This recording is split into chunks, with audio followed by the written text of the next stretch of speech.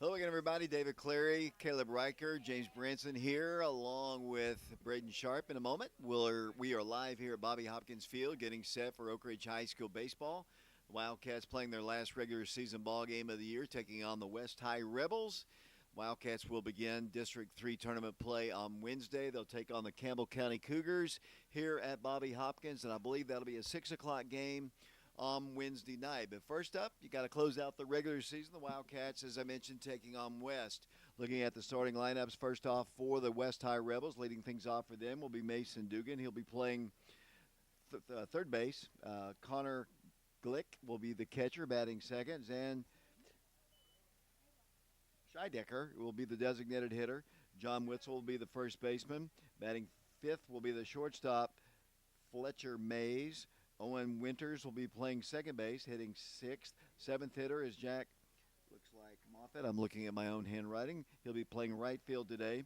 James Killifer will be the pitcher, and Isaac Hunter will bat ninth, and he's playing right field. Leading things off for the Wildcats will be Caden Black, his first game back in about a month. After suffering a broken bone in his finger, he'll be leading things off and playing shortstop. The number two hitter will be Camden Welch. He'll be playing first base today. Batting third will be the pitcher, Mikey Teasley. Batting fourth will be the designated hitter, Peyton Witter. He'll be hitting for the second baseman, Noah Wood. Batting fifth will be the catcher, Parker Free. Batting sixth will be the right fielder, Richie Ferreira. Batting seventh will be the left fielder, Cy Stevens. Batting eighth will be Kyron Welch. He'll be playing third base. And batting ninth will be the center fielder, Warren East. We are live at Bobby Hopkins Field on our YouTube channel, Prep Radio, as I say each and every year when we get time towards tournament time. The TSSAA charges for us to broadcast and live stream tournament ball games, $250 per ball game. If anybody out there watching today or later on tonight, if you're getting a chance to watch the game, and if you would like to sponsor one of these ball games, the money goes directly to the school, and it goes the split between the TSSAA and the two teams that are playing.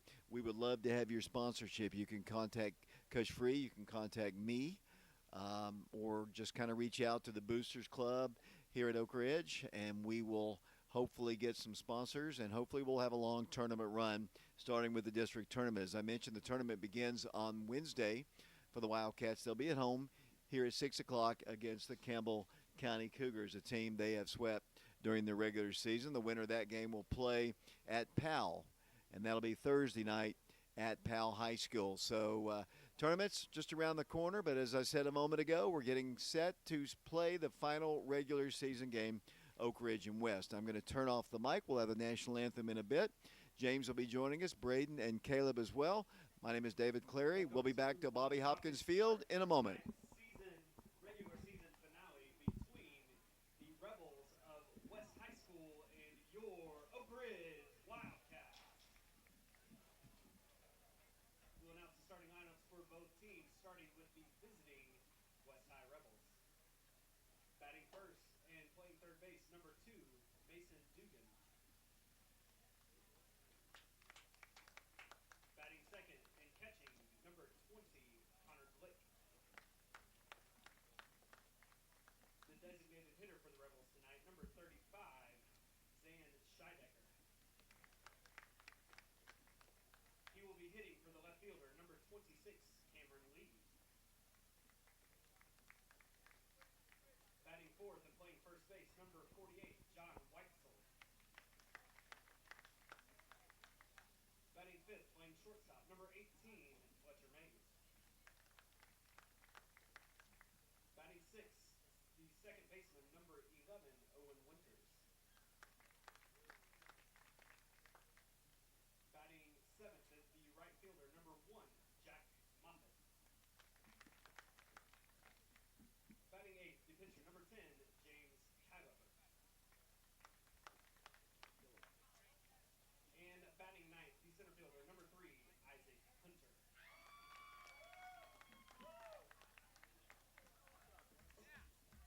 And now for the starting lineups for your Oak Ridge Wildcats. Returning to his leadoff spot tonight, the shortstop, number number 11, Caden Black. Batting second and playing first base, number 23, Camden Welch. Batting third and on the mound tonight, number 3, Mikey Teasley.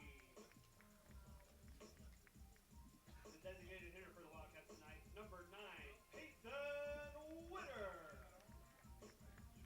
He will be hitting for the second baseman, number 13, Noah Wood. Batting fifth, the catcher tonight, number 2, Parker Green. Batting sixth and playing right field, number 12, Richie Ferreira. The left fielder, batting seventh, number 22, Cy Stevens. Batting eighth, the third baseman, number 4, Kyron Welch. And rounding out the lineup for the Wildcats, the center fielder, number 14, Warren East. The Wildcats are assisted by Jeremiah Ball, Will Maddox, Ben Peters, and Kevin McKeeson. Head coach for the Oak Ridge Wildcats, Travis Reed.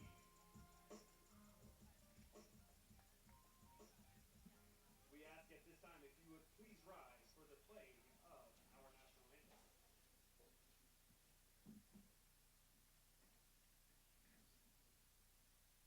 Oh, say, can you see by the dawn's early light what so proudly we hailed at the twilight's last gleaming, whose broad stripes and bright stars the rule the perilous fight o'er the ramparts we watched were so gallantly streaming, and the rocket's red glare, their bombs bursting in air, gave proof through the night that our flag was still there.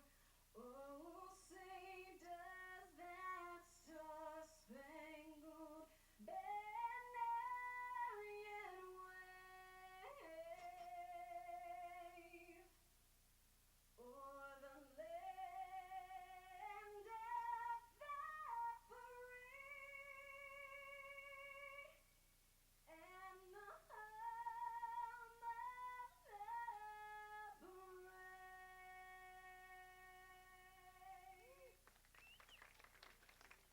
Play ball!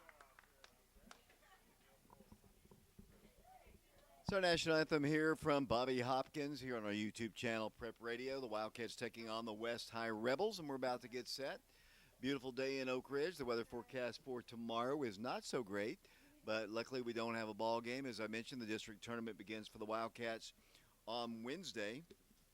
And, of course, the tournament can run, there's a loser's bracket, a winner's bracket, and it could run for several days. I think the final day of the tournament will be Monday on May the 6th. That's the championship game against the top bracket, against the lower bracket, or whatever. I mean, we'll see how that goes. But the Wildcats, we do know will play game number 2 on Wednesday. They on the bracket, Oak Ridge, Campbell County. That'll be a 6 o'clock game here at Bobby Hopkins Field. As Mikey Teasley warms up, I was talking to his grandparents right before the ball game, and he hurt his shoulder in a couple games back, and he hopes to pitch at least 30 pitches today to get him ready for the district tournament. I'm going to turn down my mic as the music is playing. We'll be back with the first pitch of the ball game in a moment.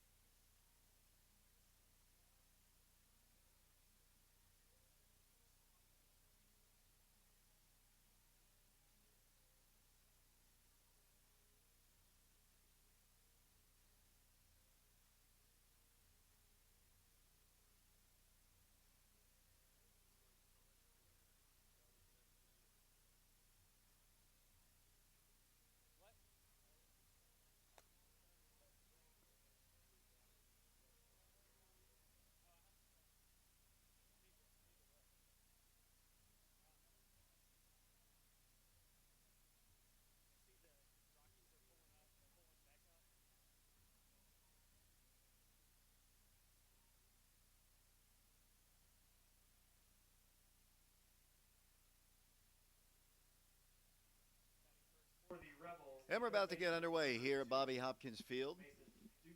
Mason Dugan leads things off against Mikey Teasley. As I mentioned, Mikey's only going to throw 30 pitches today. I think that's what they want him to do after injuring his shoulder in a ball game earlier. About to have the first pitch of the ball game, and here it is. There's a fastball in the inside corner. Called strike one, and we are underway here in the final regular season game of the Wildcats. Mikey working quickly. Pitch hit on the ground, 2 hops. Kyron Welch throws on the first to his brother Camden Welch, and he makes the play, and that is out number 1 here in the first inning. Batting now for the Rebels, Better now will be the catcher, Connor Glick. Connor spells his name Konner. Several different pronunciations and spellings for Connor. And the first pitch from Mikey is a fastball again on the inside corner, and the count is 0-1. Never know if to go OR or ER on Connor, David. That's true. As the ball is hit to the gap in left center field, Warren East over on the run and makes the catch. No, he actually drops it, actually getting it out of his glove. I think not exactly sure what the final call was. I guess maybe it was on the transfer. They say Warren did make the play, and that is out number 2. So 2 up and 2 down quickly. Saw the ball pop out, but I guess it was on the transfer, James. On the transfer is what we're ruling that, David. Yeah, that's a good one for the Wildcats. As Mikey comes in with a breaking pitch, stays up high, and the count is 1-0. Good work here for Mikey so far, only 5 pitches. Pitch to the DH is on the inside corner, a little bit low though, and the count, I believe, is 2 balls and no strikes. We have 2 outs here in the top of the first, Oak Ridge and West.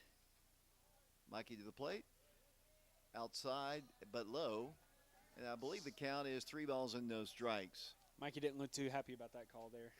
Well, the one previous to that, besides the curveball, looked pretty good. That one's right down the middle for a called strike, and the count is 3-1. We're broadcasting live on our YouTube channel, Prep Radio, right now. Mikey is working fast as that pitch is down low, and that is ball 4.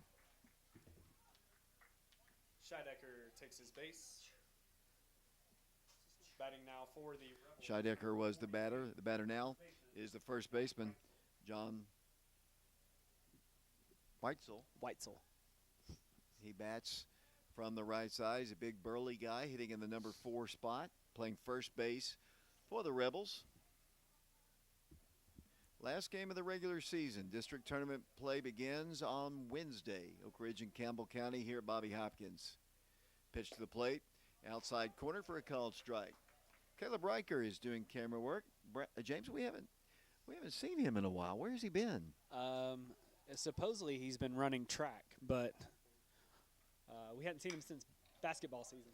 This time it's hit in the gap again on the right field. It's going to bounce over the fence, and that's a ground rule double, and that helps the Wildcat cause. Ground rule double. You can't score on that. You got to go back to third. Ball took a bounce over the top, and we haven't seen that many times here in this ballpark. And the good news is, because it was a went over the fence, the runner had to stop at third. And here's Fletcher Mays stepping in. He's the shortstop. Couple well-hit balls in this inning. One tracked down by Warren. That one just bounced over the top of the fence around the 368 mark. Mays, pitch, high and tight. 1 ball and no strikes the count. Yeah, the Wildcats pretty lucky there, as you said, David, as the runner had to stop at third and couldn't score on that play with the ground rule double. Teasley has the sign from Parker. The pitch, high with the fastball this time, and the count is 2 balls and no strikes. James, I wasn't here when Mikey got hurt after this pitch. Why don't you kind of tell me what happened there? 2-0. Fastball for a called strike. I believe it was at the Powell game, David, when he kind of hurt his arm there a little bit. Really his shoulder, not even his arm. I think he pitched about an inning, maybe a little bit more, and pulled him out, and then he didn't pitch much the rest of last week. 2 balls and 1 strike. The pitch, breaking pitch, sweeping outside, but he swings through it, and the count is even now at 2 balls and 2 strikes. Last regular season ball game here at Bobby Hopkins. last guaranteed ball game at Oak Ridge is Wednesday. 2 balls, 2 strikes. The pitch, outside corner, called strike 3, and that is out number 3 here in the first inning. So the Rebels pick up a walk, a double. They leave 2 stranded. We go to the bottom half of the first inning here at Bobby Hopkins Field. The Wildcats of Oak Ridge coming to bat. We'll be back in a moment.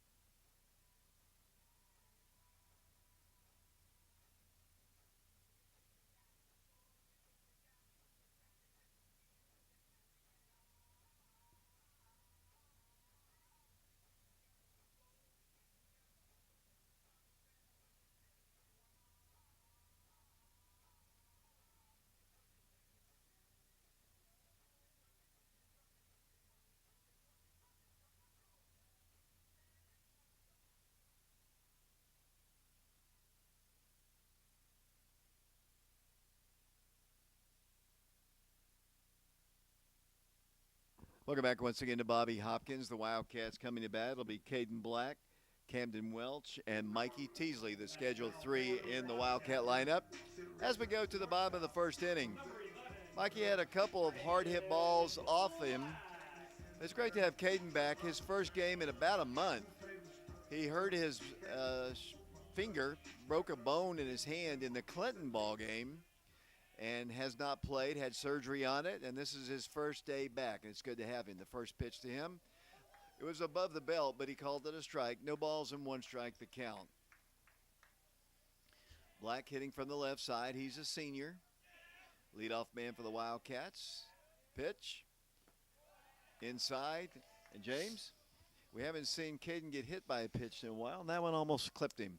You know, David, I'm kind of missing it a little bit. Not that I want him to get hit, but it's not been an occurrence over the past week and a half. You know, sometimes he's been hit 2 and 3 times a game.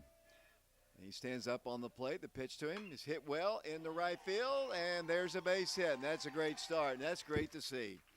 As Caden picks on the first pitch, and you gotta think that Caden is just happy to be back out on the field after being missing for so long.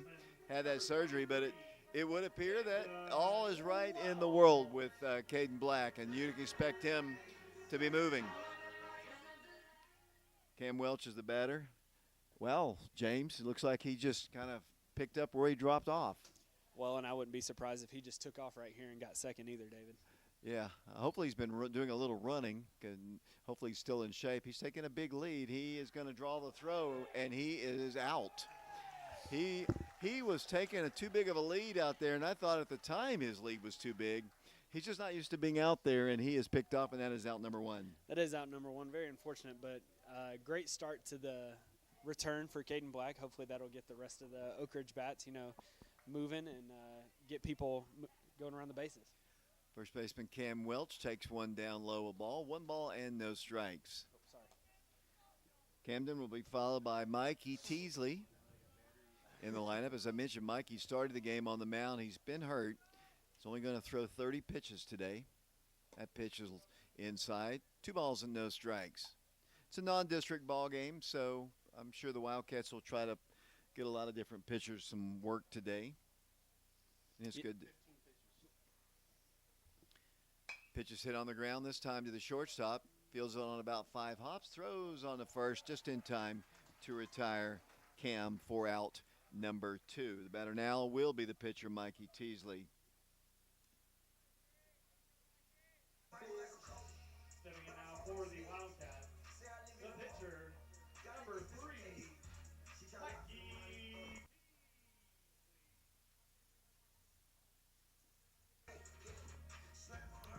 Mikey steps in with nobody on, 2 outs. Bottom of the first, the pitch to him is high and tight. James, one of our favorite listeners, is listening to us right now and watching. Mike Sheehan. He just texted me and said he's watching the ball game. Ball's hit to center field hard, but right at the center fielder, right in his tracks, makes the catch for out number 3. The Wildcats pick up a base hit, but he is picked off. We go to the top of the second inning here at Bobby Hopkins Field. We have a scoreless ball game, Oak Ridge and West. We'll be back in a moment.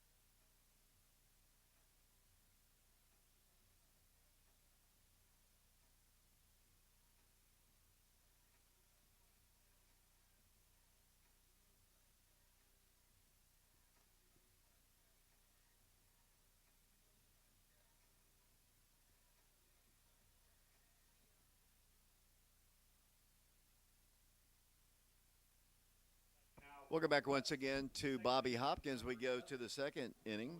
Owen Winters leads things off. He's a left-handed hitting second baseman facing Mikey Teasley. I'll set the defense for the Wildcats in a moment as that pitch is down low. At first base, we've got Camden Welch. He is a sophomore. The freshman Noah Wood is playing second base. Senior Caden Black is at short. Pitch from Mikey is a called strike. Into the mid of the catcher, the freshman Parker Free. Playing third base for the Wildcats is senior Kyron Welch. Out of left field, as that breaking pitch stays up high, is the junior Cy Stevens. In center field, the freshman Warren East. And over in right field, the junior Richie Ferreira. Pitch to the plate is down low a ball, and the count is 2 balls and 1 strike. See, Mikey's working pretty quickly here, David. You know, might want to just kind of step off, take a breath if you're kind of missing high or low, regather yourself. And there's ball 4. And down the first will go Winters. Second walk of the ball game. And I agree with you, James. He's working. He's a fast worker anyway, but he is really working fast, just getting the ball and throwing the ball. As the right fielder steps in, that is Jack Moffitt. Right-handed hitter. Runner at first. Mikey checks the runner. Pitch to the plate. Squares to bunt. Oh, boy. And hits Parker, and Parker will recover in time.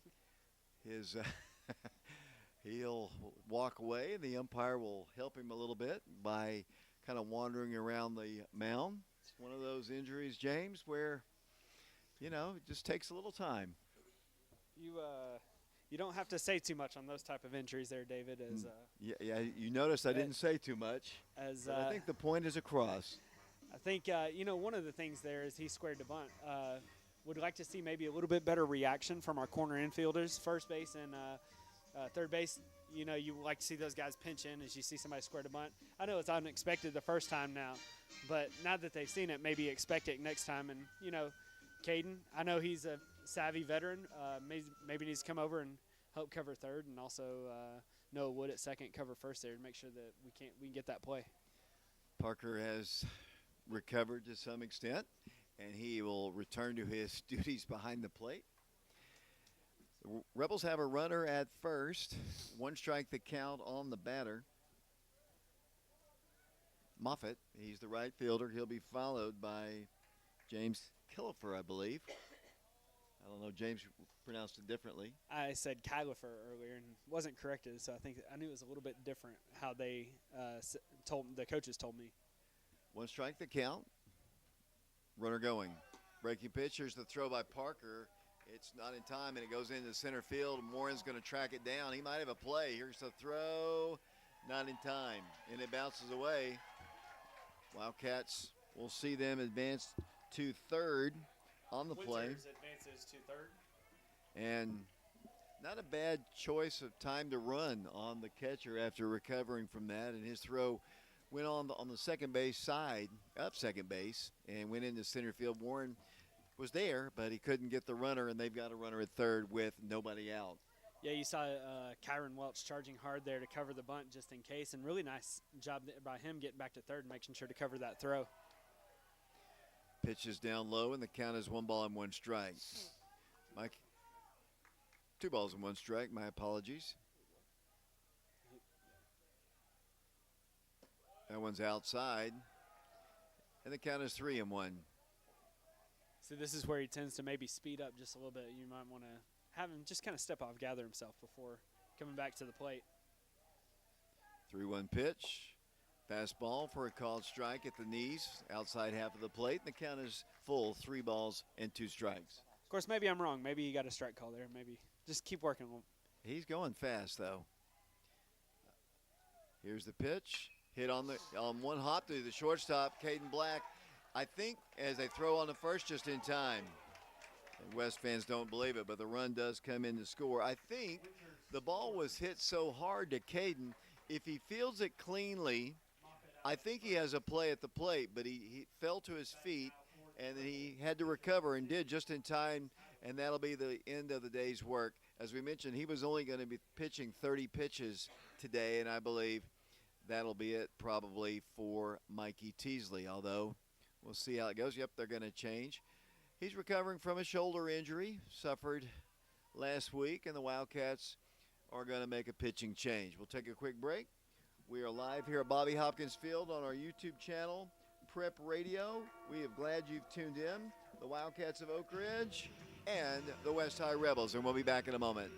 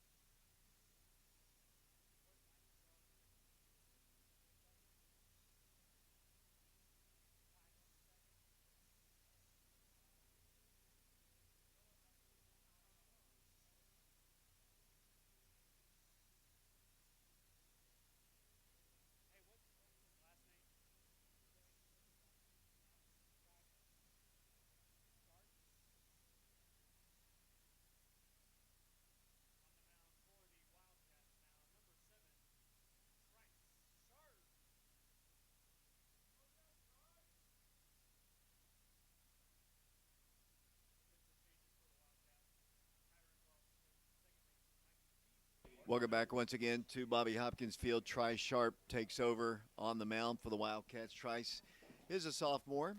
He also, like Mikey, had an injury, I believe, in the Maryville junior varsity ball game where he kind of banged up his knee a bit, and he was out for a good 3 weeks or maybe even more. And the first pitch to him is to the batter, which is the pitcher, is outside a ball. 1 ball and no strikes. A little bit different delivery here for Trice David as he comes a little bit more sidearm. Maybe for the fans that have seen watching this. He has been very effective in the varsity ball games that he got to pitch in before he got hurt. He was very effective. He had a really good outing at Bearden when we were at Bearden. I was just about to say, think maybe Jacob Franklin and how he threw the last year or so of his career. Oh, yeah, sidearm. 1 ball, 1 strike, nobody aboard, a run in. That pitch is a called strike. He couldn't pull the trigger on it. It had some movement on it as it came in. Coach Free told me in my last interview with him a couple weeks ago that, Trice really was at times the most effective reliever as that pitch is hit on 2 hops to Caden Blackie. Fields throws high, but Camden's big and tall, and he's able to pull it down, and that is out number 2. Batting now for the Rebels, center fielder number 3, Isaac Hunter. Center fielder Isaac Hunter steps in for the Wildcats, or the Rebels. It's been 2 weeks, James. Give me a break. I was going to say, one of the other things that makes Trice's delivery so difficult besides this sidearm as we get the pitch here, called strike, is the fact that Trice, if you look at him, he's pitching off of the right side of the rubber. So that arm action is even starting almost outside of where the batter stands. Yeah, I only faced maybe one as he tries to bunt and hits it foul. Count as 0-2. I only faced 1 side armor, and that was when I was really little at the boys club playing, and it was scary as all get outs. I mean, because the arm's swinging around, and especially the boys club when the mound's so close. And, it's literally starting outside of where you're standing. You think you're going to get hit almost every play. No balls and 2 strikes. The pitch inside. Good-looking pitch there by Trice. And the count is 1-2.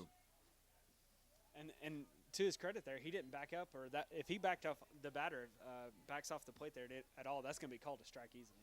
Here's a pitch, cut on a miss, and that's a strikeout, and that is out number 3. But the Rebels score a run. They do it by primarily a walk, an error, and he comes in to score on a ground out. We go to the bottom of the 2nd inning. We are live in Oak Ridge on our YouTube channel, Prep Radio. The Wildcats of Oak Ridge trail the West High Rebels 1-0, and we'll be back in a moment.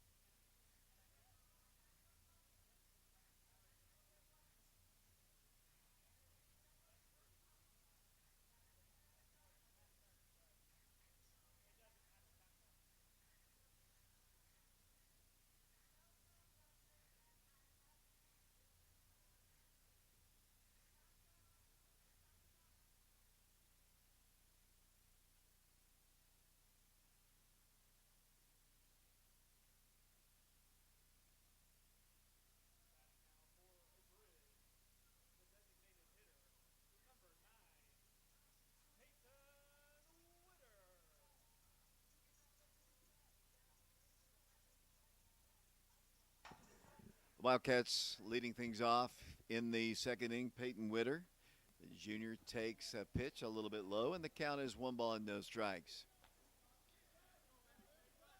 Peyton is the designated hitter. He's hitting for Noah Wood today. He'll play a little first. He'll pitch some. 1-0 pitch.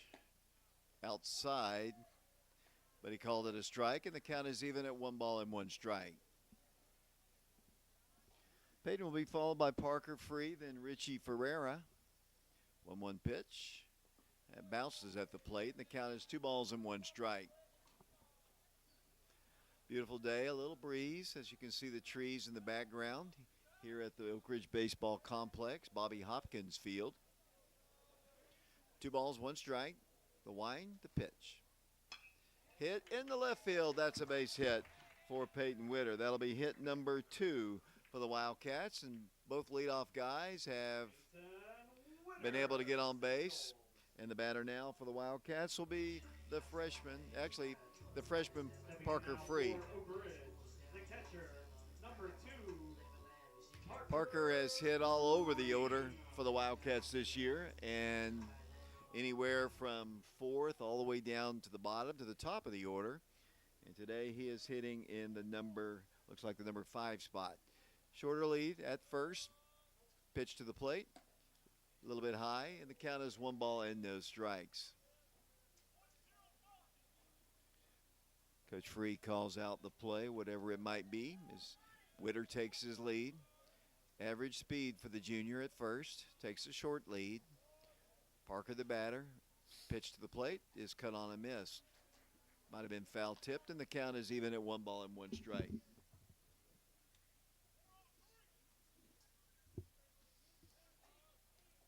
A little call and response back here between the 2 coaches, David, just yelling out, random 3 numbers. I'm sure they mean something to them, but nothing to us. Yeah, totally oblivious to the numbers here. As the pitch to Parker is hit in the air to left center field. The center fielder says he has it, and he does, for out number 1.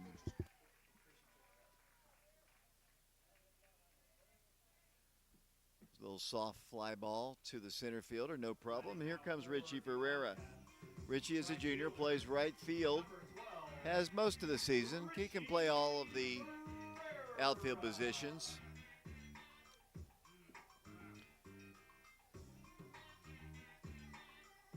Cy Stevens is on deck for the Wildcats. Lefty versus righty. That pitch is on the outside corner, and the count is 1-0. A lot of former Wildcats. As I said, the last ball game, when the weather gets good, the crowds tend to be bigger. A lot of community people here as well. 1 strike the count. The pitch hit in the air on the infield. Pitcher calls for it on the side of the mound and can't make the play, but we'll have an infield fly anyway, and he is ruled out at second base, and Richie will be the alive at first. batting now for Oak Ridge. Left fielder, number 22, Cy Stevens. Cy Stevens now the batter for the Wildcats. There are 2 outs. Runner at first now is Richie Ferreira. Kyron Welch is on deck, but Cy's going to have to get on base. Runners going. The pitch, cut on miss. Here's the throw. It's on the shortstop side and rolls into center field, but Richie won't advance. So that's a stolen base for Richie. And with 2 outs, the Wildcats will have a runner in scoring position. They trail in this one, 1-0. We're only in the 2nd inning on a beautiful day, the last regular season day of baseball for the Wildcats.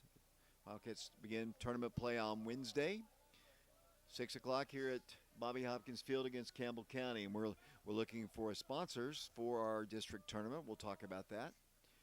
1 strike the count. Pitcher fakes a throwback, and Richie, not too far off the bag, scampers back easily. $250 the TSSAA charges to stream playoff ball games. The pitch is a called strike, and the count is 0-2 to Cy. It's tough down there, David. I know Mikey was trying to throw a couple pitches down there to get that call, and I can think of one pitch that he got down there, and, Cy got that same one as well. Ferreira takes his lead off of second. Cy calls time and steps out of the box. Caleb Riker doing camera work today. We'll be joined by Braden Sharp, I believe, a little bit later. I think I just got a text from him. I'm surprised Caleb didn't duck on that fly ball to the pitcher there a moment ago, David. Here's the pitch to Cy, bounces away, and Richie's going to scamper to third. Here's the throw, and he's going to go in standing. So Wildcats now have a runner at third. The good news, James, One of the funny things, I'll talk about that. One of the funny things when Caleb hasn't been here, we can tell him we have been picking on him quite regularly. Here's Braden. He gets mentioned at least once a broadcast. Yeah, he did. You didn't know that, but we talked about you a lot. As the pitch is barely off the plate, and the count is 2 balls and 2 strikes. James, you going to give up the mic to Braden, or Absolutely. I know you get kind of taxed here. Got a very young crew now as James exits the building. 2 balls and 2 strikes. Pitch is down low. Richie's going to score, and we're going to have a tie ball game. So Richie comes all the way around to score, and the Wildcats have tied the game at 1. Braden, good to have you here. Great to be here. Played some junior varsity ball for the Wildcats this year. Watching the varsity in the final regular season. I know you just came from football practice. How'd that go today? It was great. We got the shoulder pads, so let's get back in the swing of things. 1-1 our score. Sai's got a 3-ball, 2-strike count on him. The pitch hit in the air to left field and deep. The left fielder back, and it is gone! A long home run by Sai Stevens, and the Wildcats take the lead. Sai with another bomb, and the Wildcats take the lead by a score of 2-1. Braden, the ball got up in the air and just kept going, and the Wildcats have the lead. Cy Stevens. Yeah, it was a nice solo shot for Cy Stevens. 2-1 our score, and I remember another long home run here by Cy earlier. Cy told me coming into this year he had 6 career home runs at another school, and he's got some power, and he hit a 3-2 pitch, and the Wildcats have the lead. Better now will be Kyron Welch. Kyron is playing third base for the Wildcats. And he steps into with 2 outs and nobody aboard. The pitch to him. Bounce to the plate, and the count is 1 ball and no strikes. Caleb doing camera work. Caleb can talk some, but Braden, the best part about Caleb when he's up in the booth is when the ball comes foul this way, he ducks under the desk. So 1 ball, no strikes. Pitch, that's up high. 2 balls and no strikes.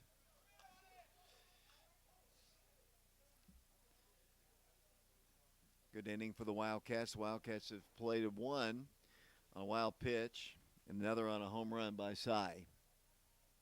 We need 3 mics here, actually 4. We could get Caleb, we could get Cooper involved as well. Cooper doesn't mind talking. 2 balls and no strikes. 3-0. Pitch.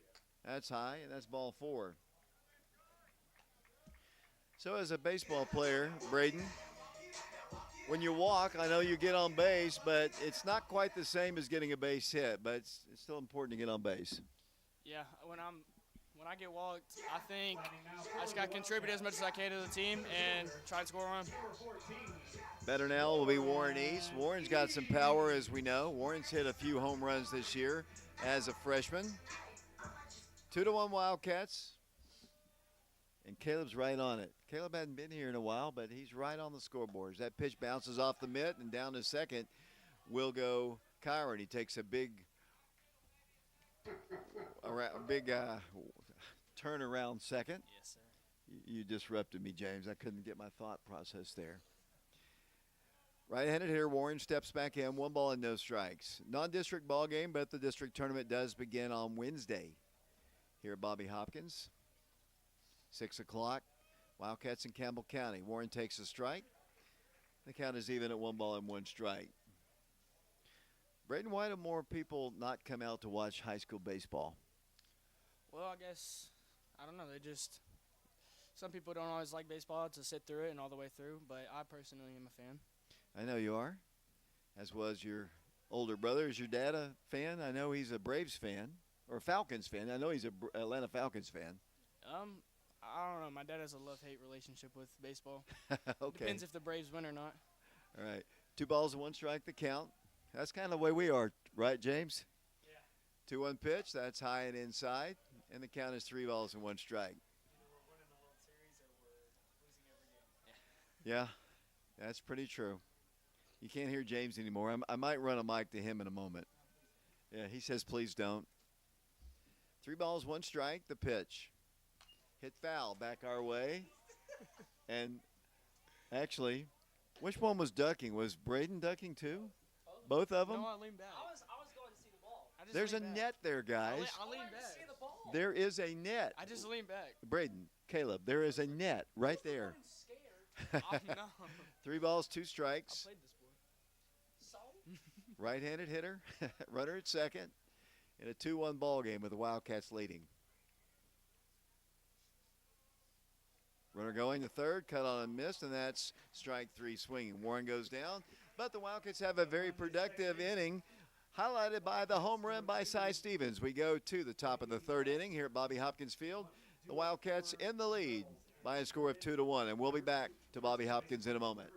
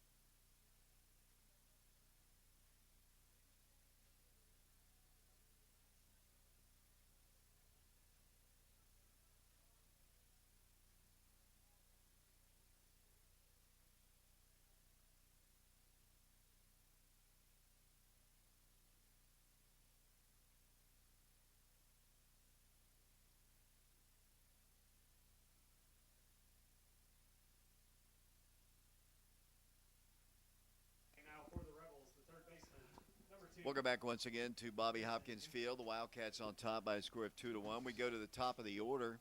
Once again, it'll be Mason Dugan. He grounded out in the first inning. Braden, you know how to do a scorebook? Yeah. Okay, I'll let you do that. I'll do just them, and I'll do Oak Ridge. The ball's hit on the ground to Noah Wood. He fields it at second base and throws on. Actually, it's not. That is Kyron Welch at second base. So the Wildcats have made some changes. I see Izzy Mitchell is also in the ball game. I thought no, my mistake. It's going to be Mikey Teasley playing third, Kyron at second, Camden at we are at the top of the order, third. I'm sorry. You're right. I'm all confused as Trice throws one inside and high, and the count is 1 ball and no strikes. 4-3, right? Yes. Good job there, Braden. Braden doing the scorebook.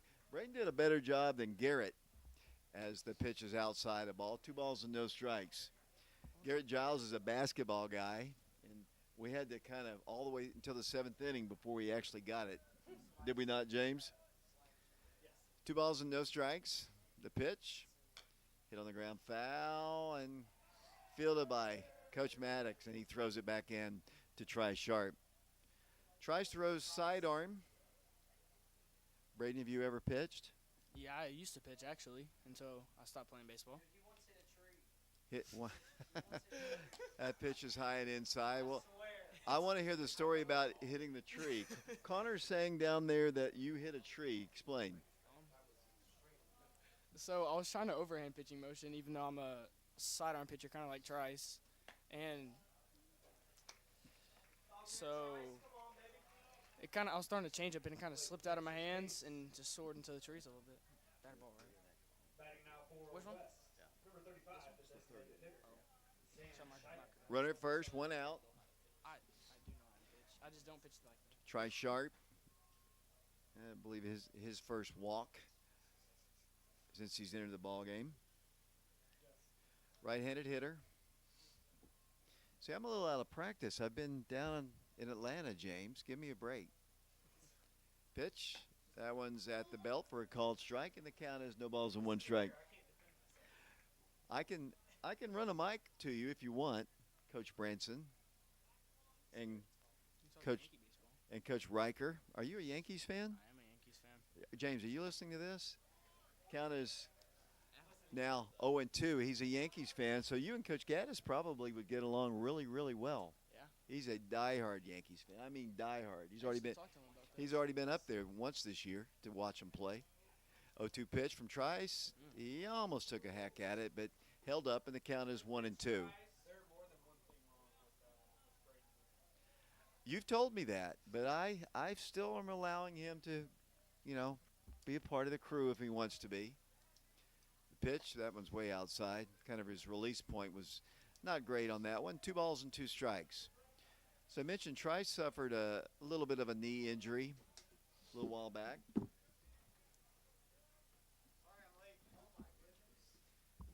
2 balls, 2 strikes. That pitch is down low, and the count is full. Well, I see. The easy target has entered the booth. 3 balls and 2 strikes. 1 out, 1 on. 2-1, the Wildcats in the lead. The pitch from Trice hit softly, foul. Oh! Almost. Nice effort there, and I hope he didn't hurt his shoulder, but Camden Welsh went diving for it in the first base coaching box. You talk about a great hustle there by Cam. That was. Just laid it out, and he's a pitcher. I know we were going to count on him, especially district tournament time. Hopefully, didn't bang that shoulder up. He appears to be okay. 3 balls and 2 strikes. Coach Branson says that's his glove hand. So, 3-2 pitch. Here it comes. That hits him, and down the first will go the batter, and they've got 2 on now with 1 out. Trice was very, very, very solid in his first inning in relief of Mikey. And now here comes Coach Jeremiah Ball. He's going to talk to Trice about his delivery and such. We got 2 on. We are live once again at Bobby Hopkins Field. Want to point out once again the district tournament begins on Wednesday for the Wildcats, 6 o'clock here at Bobby Hopkins against Campbell County. But the TSSAA charges a $250 fee for every ball game that we live stream. I know we have a lot of grandparents, a lot of family members of people outside the area that I know enjoy watching our broadcasts when we're able to do them, and we should be available to do the entire district tournament. But the TSSAA, as I said, charges $250. If you would like to sponsor a game in behalf of a player, of a business, or just an individual, or if you're an Oak Ridge fan in general, we could use your support. Just contact me, Coach Free, and we'd love to stream all the ball games that we can. The Wednesday ball game, 6 against Campbell County, then Powell most likely on Thursday, and then the rest of the tournament switches to Central at Tommy Shumpert Park. 2 on, 1 out. The pitch, that's way off the mark and off the mitt of Parker all the way back to the wall, and they've got 2 runners in scoring position with only 1 out. Did you ever? You said you tried to throw sidearm. Is that when Well, that's how I normally pitch. When I tried throwing over is when that wasn't my strength. you have as much angle as Trice does? I think I went a little lower actually. Really? Yeah. Kind of like I guess Jacob Franklin last year was a little bit lower. 1 out. 2 on in a 2-1 ball game. The Wildcats and the Rebels. I believe this is their cleanup hitter. Pitch to the plate is hit foul. Back to the screen. Tell me who this is and what did he do his first plate appearance? John Whistle, he had a double first up. Yeah, that was the double that hit off. It was a ground rule double, I believe. It hit off the top of the wall. The pitch, inside corner. A lot of movement on that one, and the count is 0-2. That's one of the perks of throwing submarine or sidearm. You're going to have a lot more spin move on the ball. Well, he definitely did on that one. 1 out, 2 on. Here's the 0-2 pitch from Trice. A little inside this time, and the count is 1-2. Trice, I believe, is a sophomore. Correct me if I'm wrong. I'm gonna try to get him on our crew. I've had several recommendations during football season.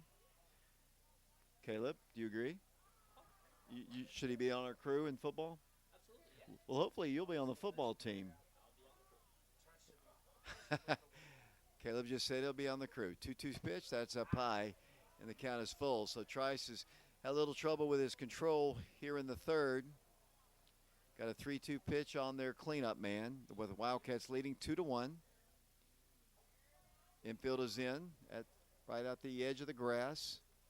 Pitch hit on the ground softly. Mikey might have a play at the plate. Here's the throw, and he is out. Going on contact, Mikey fielded. It was very softly hit, Braden, but they really had it was an easy out. And Parker just applies the tab. He didn't even He didn't even try to slide. No, it's a quick flip for Mikey. Easy out right there. And that is out number 2. So they've got runners on the corners on the fielder's choice, and 2 outs. Still a 2-1 ball game. So, Connor, you saw the infamous tree pitch? Yes, it was very bad. Pitch to the plate is a called strike. Braden, you got to understand something. When you come to the baseball press box, Oh, whoa, you As- just missed that there, David. Caden Black makes a really nice play, and that is out number 3. We'll come back and talk about my point in a moment. The West High Rebels pick up a couple of base runners. They're unable to score. We go to the bottom of the third. The Wildcats on top 2-1. We'll be back in a moment.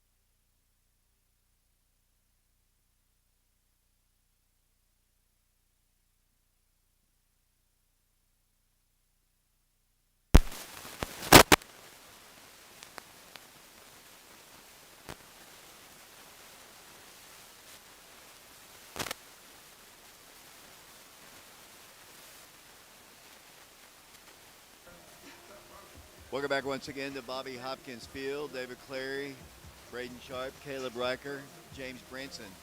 Final regular season ball game. Caden Black leads things off. Caden led off the game, the bottom of the first anyway, with a single. Was picked off of first, but Braden, I know you practiced with him quite a bit during the year. He's really kind of the key to the offense. When he gets on base, he's so good on the base paths, and he's been out since the Clinton ball game. It's good to have him back. Yeah, I agree with that. He's a big leader on the team. Likes to make sure everyone keep their energy up, and score runs and win the game. Left-handed hitter. No balls and 2 strikes to him. Lefty to the plate. That one's outside.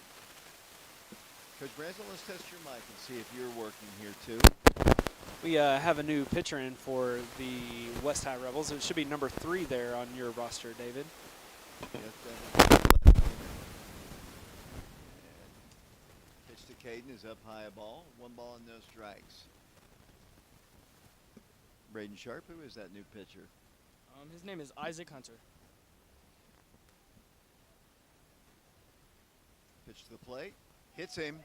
Here we go, James. So it begins. You know, I don't know how many varsity ball games. I know, Braden, when you were playing JV ball, Caden gets hit all the time. Yeah, I mean, all the time. I think he's attracted to the baseball. It's kind of like a magnet. Right.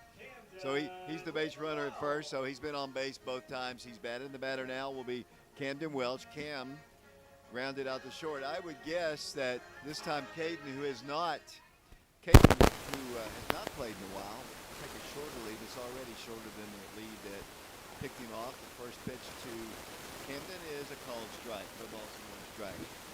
I mean, so far, David, in the game, it started pretty well for Caden Black and about as normal. Like, he gets a single, and then he gets hit by a pitch in his next at bat. I mean, nothing should be more normal to that than him. And I'm guessing he's going to steal on this pitch right here. Nope. Pitch to the plate. Just a little bit outside, I guess. And I guess they call it walk. And down to second will go Caden Black. I didn't see what he did, but the umpires did, and that's all that matters. So the Wildcats have another runner in scoring position, leading 2-1 as they bat in the third. Nobody out. Camden pitch to plate is hit foul over the top of the press box and out of play. Caden's the base runner out at second. As I mentioned, he's been out since the Clinton game. He played in that Clinton game, and then that's when he got hurt, and it's been a while back, maybe 3-4 weeks ago. 1 ball, 2 strikes.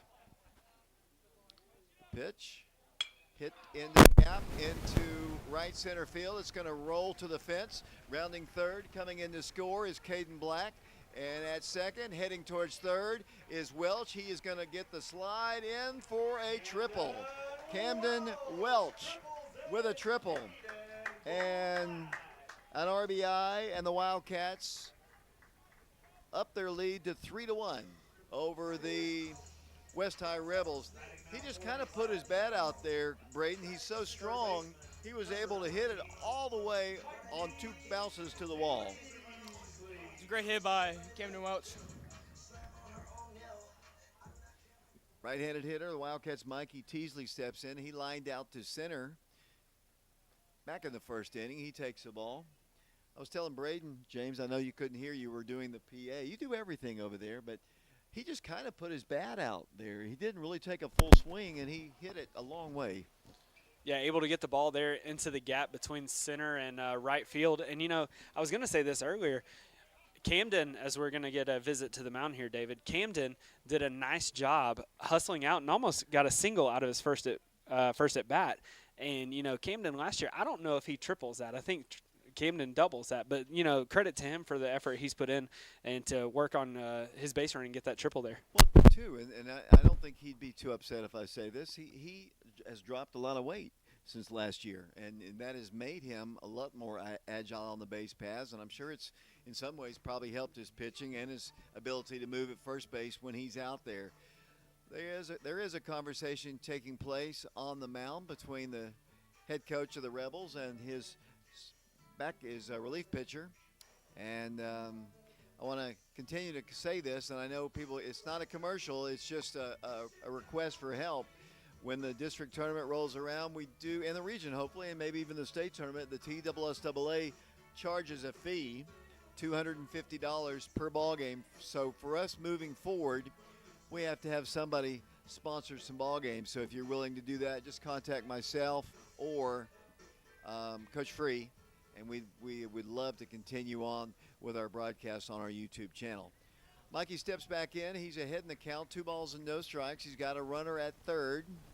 There's Cam Welch. There is nobody out. The pitch outside again. 3 balls and no strikes. James, what's your feelings on the fee that the TSSAA charges? Ball is hit to center. We'll talk about it in a moment. It's deep all the way to the fence, but not quite deep enough. Tagging up and coming in to score is Camden Welch on the sacrifice fly and RBI. Cam Welch scores, and the Wildcats now lead it by a score of 4-1. Stepping in now for the Wildcats, designated hitter, number 9, Peyton Witter, the batter. He's the designated hitter. They appeal at third, but obviously Actually, here's an interesting rule in high school, guys. The umpire automatically makes that call. You don't have to appeal it at high school. Ball is hit to the pitcher on one hop. Peyton was 1 for 1 in the ballgame. Had a single in the second inning, but he grounds out pitcher to first, and that is out number 2. 4-1, the Wildcats in the lead. Oak Ridge failed to score in the first inning. They scored 2 in the second. They have scored 2 here in the third. The catcher, Parker Free, is the batter. He might have been the guy who he actually lined out to center as well. Kind of a soft fly. He takes one for a called strike.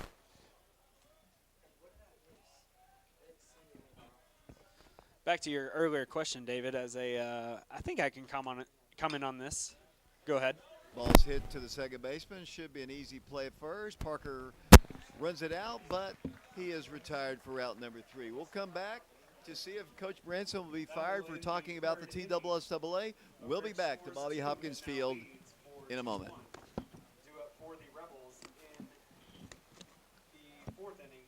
Number 18, Fletcher Mays. Number 11, Owen Winters. And number 1, Jack Moffitt.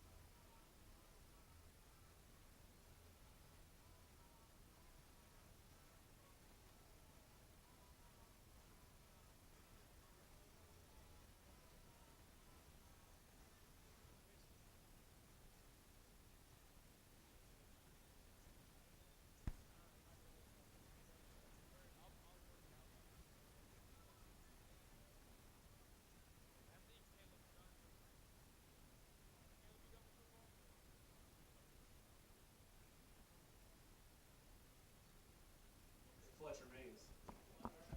Welcome back once again to Bobby Hopkins. We go to the top of the fourth inning. Oak Ridge on top 4-1. Carson Fagan is the new pitcher. And his first pitch is a called strike. Shortstop Fletcher Mays is up to bat. What did he do earlier? He had strikeout looking. Pitch is hit foul off to the right. So we've already agreed about something, Coach Branson. We're not taking Braden to any ball games because he's a Yankees fan. We're not taking Connor to any ball games because he's a Dodgers fan. Go Dodgers. Cooper? I'll go watch. Neutral as that pitch is hit right back to Carson, and he runs it several steps and lobs it over to first for out number 1.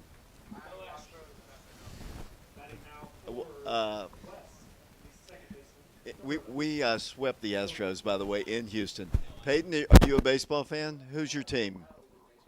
So he and Cooper are neutral, so we're okay with them. The Yankees also swept the Astros. Yeah. Yeah, but your bats have been failing. Coach Gaddis told me the other day the Judge is not hitting the balls. That ball's hit on one hop to Kemen. He throws on to Carson Fagan. We're out number 2, so Have 19 wins. 2 up and 2 down. Or no, they have 19 wins. Nobody cares about Connor. Nobody cares about the Dodgers. Nobody. It was Camden. Yeah. I can't wait till He- Shohei oh, starts pitching for us. Yeah. When Shohei starts pitching for us. Carson trying to get a 1-2-3 fourth pitch is a called strike. Who is this batting for them? This is James. I don't know how to pronounce his name. His name is James. I don't. Give that a pronunciation. As that pitch is a called strike. That'd be Jack Moffitt there, David. So why did you start liking the Yankees? Ever since. No, actually, we haven't won since 2009. I don't know. I grew up and I saw Jeter playing, and I used to play infield, so I stuck with that. And then he retired, so we weren't very good for 2 years. And then Aaron Judge came in. I just stuck with him. He's been my guy ever since. Was he hitting 179 right now? He's not hitting great right now, but Juan Soto's kind of taking over. Okay. 2 balls and 2 strikes the count. Carson retired the first 2, and he retires that guy. That's a swinging strikeout, and that is out number 3. Carson Fagan comes in and retires the side in order. Wildcats on top of the West High Rebels 4-1 as we broadcast here on our YouTube channel Prep Radio. We appreciate you watching our broadcast today. Wildcats will send to the plate Richie Ferreira, Cy Stevens, and Kyron Welch. That'll be the scheduled hitters in Coach Travis Free's lineup. Wildcats on top 4-1. We'll be back to Bobby Hopkins in a moment.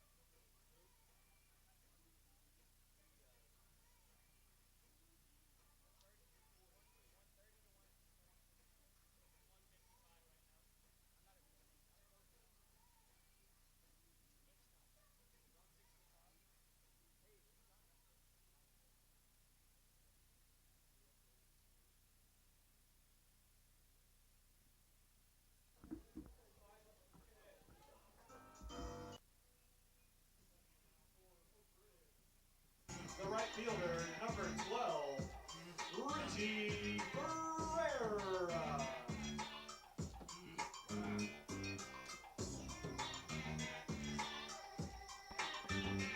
Richie Ferreira leads things off.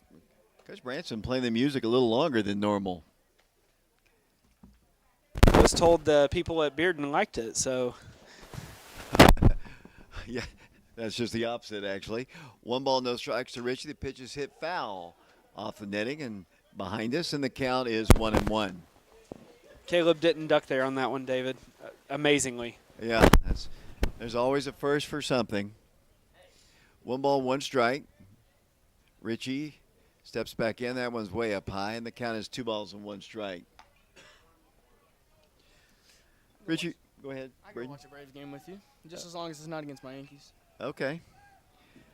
You heard that, James. I said Fielder's go watch choice, cut off and missed, and the count is 2-2. He reached on a fielder's choice, stole a base back in the, I guess it was the start of the second inning. Pitch, cut on and missed. Richie goes down swinging. That is out number 1 here in the 4th. And the batter will be Cy Stevens. Cy hit a long home run in his first plate appearance. Left fielder, And he steps in again for the Wildcats. Cy wearing those very bright, colorful shoes. Pitch to the plate is high and inside. Coach Branson, Cy with a long fly earlier in the game. I have that as his second of the season. I believe his first one is still stuck up halfway in that tree in left field somewhere, David. Yeah, I agree. That other one just kept on going and going and going into the trees. As Cy steps back in, he's ahead in the count. 2 balls and no strikes. Pitch outside. We have got a really nice crowd on hand here of Oak Ridge fans. A lot of community people. West brought some people as well. Now the softball team is playing down below as well, I think. 3 balls, no strikes. The Cy. There's a called strike, and the count is 3-1.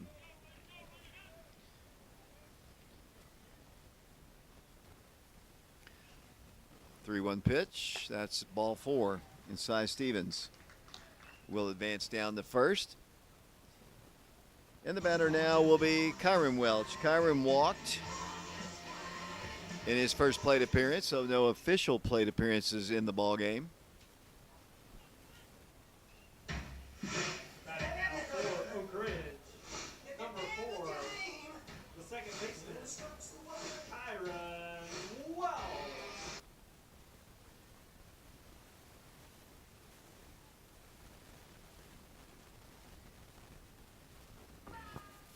Kyron steps in, runner at first, short lead. Pitch, that's up high again. 1 ball, no strikes.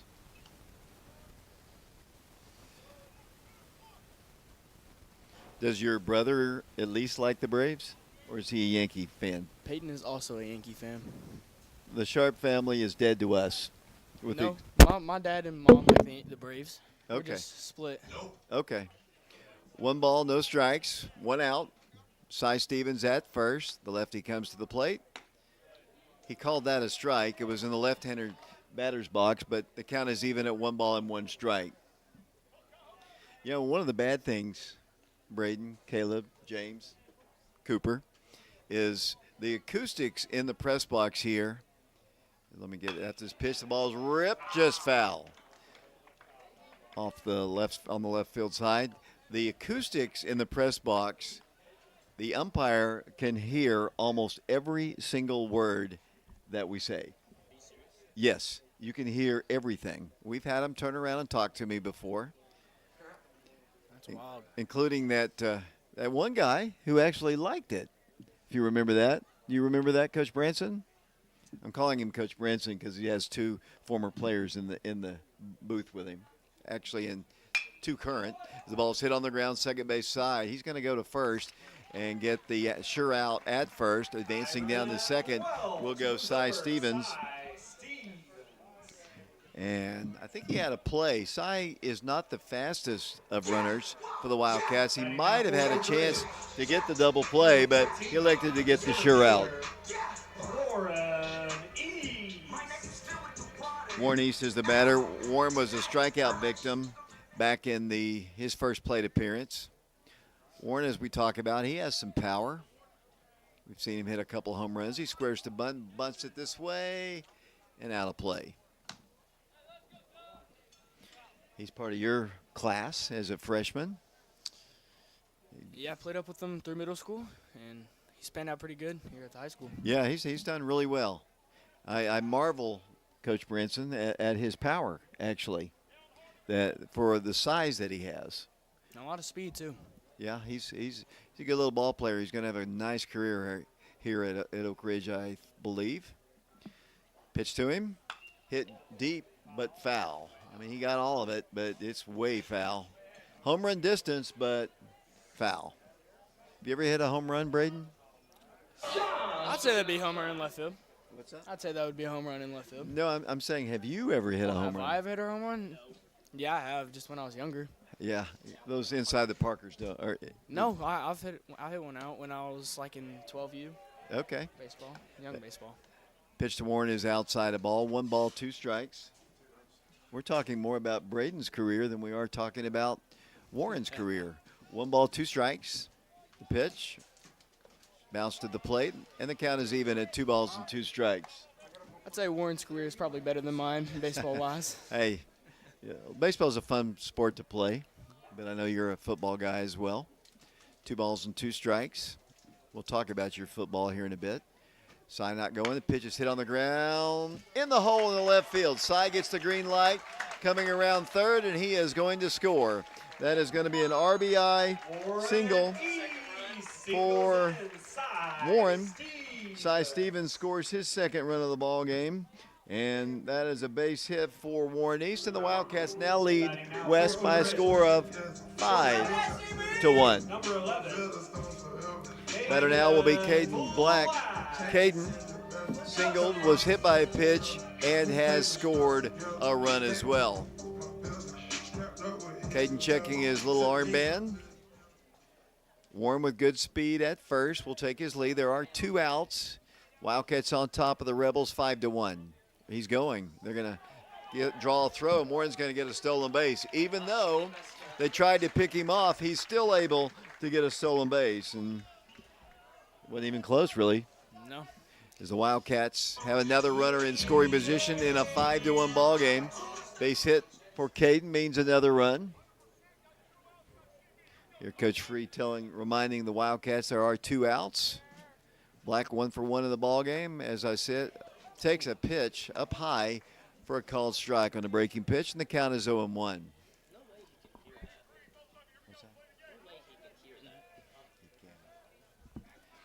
No balls, 1 strike. Runner going to third, and it goes behind him. Might have hit him almost, but he's going to advance down to third.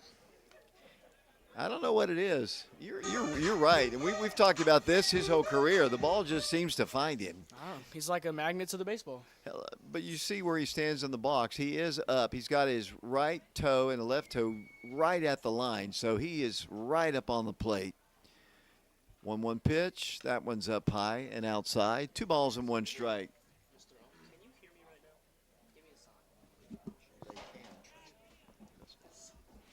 2 balls, 1 strike. Pitch. Hit into right field. That's an RBI single. The second hit of the ball game, and to get past the right fielder, we might have Caden coming all the way around the score. He's at second. He's heading for third. He gets the stoplight. The throw is in. It was going to be bang bang. So that's going to be a single and an error on the right fielder. He gets an RBI, and the Wildcats now lead it by a score of 6-1. I think I heard Coach Branson say a triple, but I think that's a single and an error. Yeah, it was definitely an error. Right fielder made a bloop right there. Have you ever made an error before? Probably. Let's talk about your football career. So you're a freshman.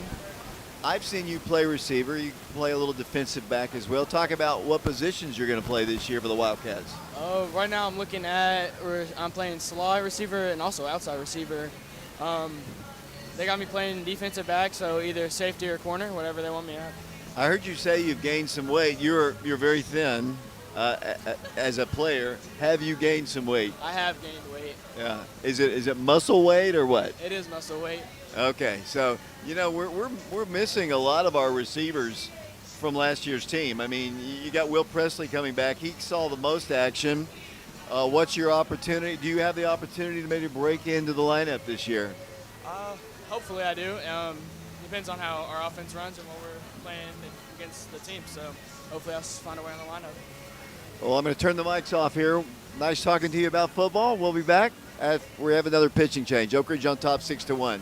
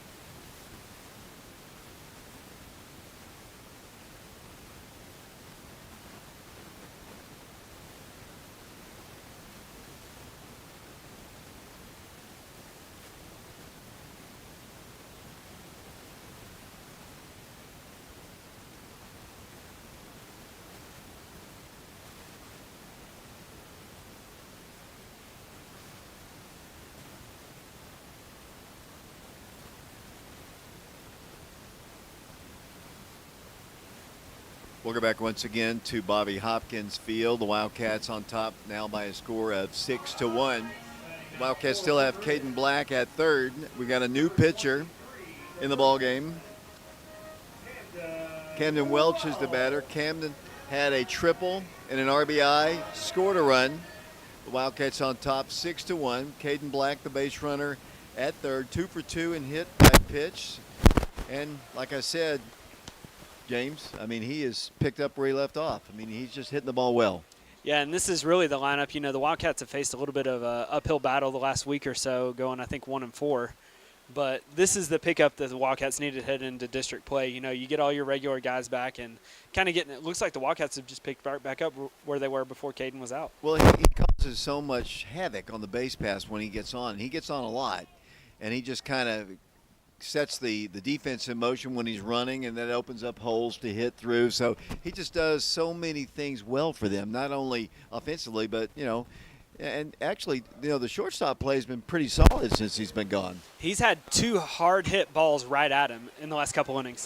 Gonna have a bang play at first, and he makes it. Safe. Nice play right at the bag, but Welch is retired for out number 3. But for the third consecutive inning, the Wildcats have scored 2 runs, and they now lead the West High Rebels 6-1 as we broadcast here at Bobby Hopkins Field. Wednesday, 6 o'clock, the Wildcats will be in action in the District 3 tournament. They'll be playing the Campbell County Cougars. That'll be a 6 o'clock game here at Bobby Hopkins. The Wildcats will play Thursday at 6 o'clock. Most likely against the West High Rebels, or against the Powell Panthers. I don't know. I'm all confused today. Against the Powell Panthers, and I got to turn the mic off. 6-1 Wildcats. We'll be back in a moment.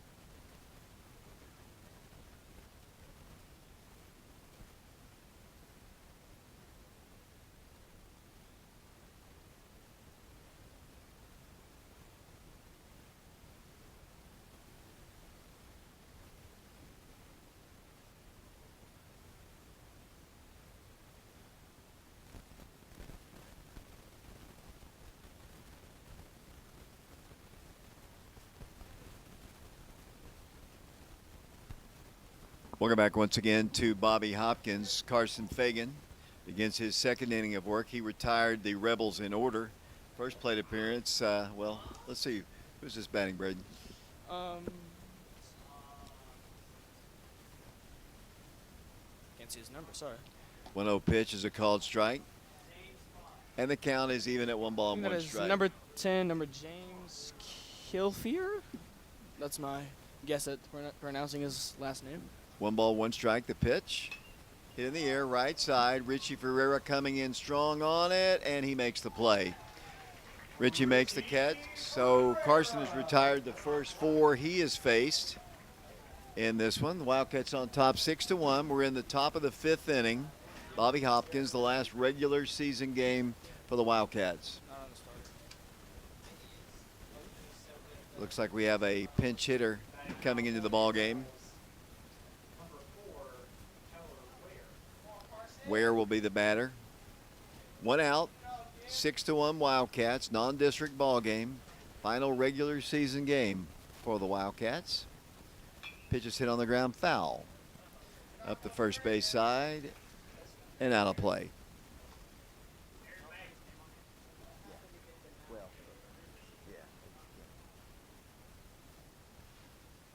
No balls and 1 strike.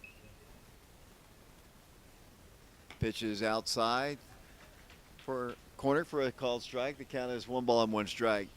Just got a text from Ben George, and he said, "quote unquote," you let a Yankees fan as a part of the broadcast team.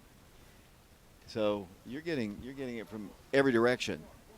Hey, go Dodgers, Ben George. 1 ball, 1 strike. 1 out. The pitch. Cut on and missed. That's strike 3. That's for Carson. 5 up and 5 down. Who's up next now, Braden? The third baseman, Mason Duggan. He's the leadoff man for the Rebels. What has he done today? He is 0 for 2. Steps in with 2 outs. Camden Welch is at first. Kyron Welch is at second. That pitch is a called strike.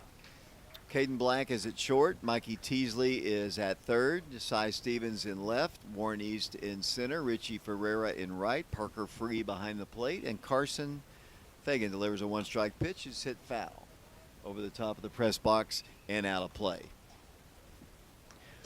Wildcats in Campbell County, Wednesday, 6 o'clock here at Bobby Hopkins. Be here. If you can't make it, if we can find a sponsor, $250 to the TSSAA. And you never even talked about that, Coach. I don't know if the TSSAA will fine you for talking about them. That pitch is cut on a miss. And once again, you are saved. 3 up and 3 down again for Carson Fagan. We go to the bottom half of the inning. The Wildcats on top 6-1. We'll be back in a moment.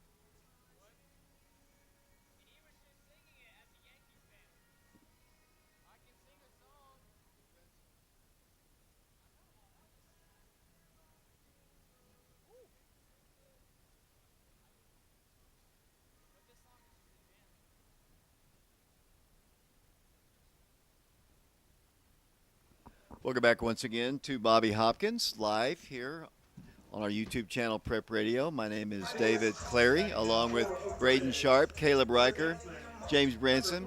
Cooper is with us as well. Cooper's got a hard name to pronounce, and I always mess it up. His last name is hard to pronounce.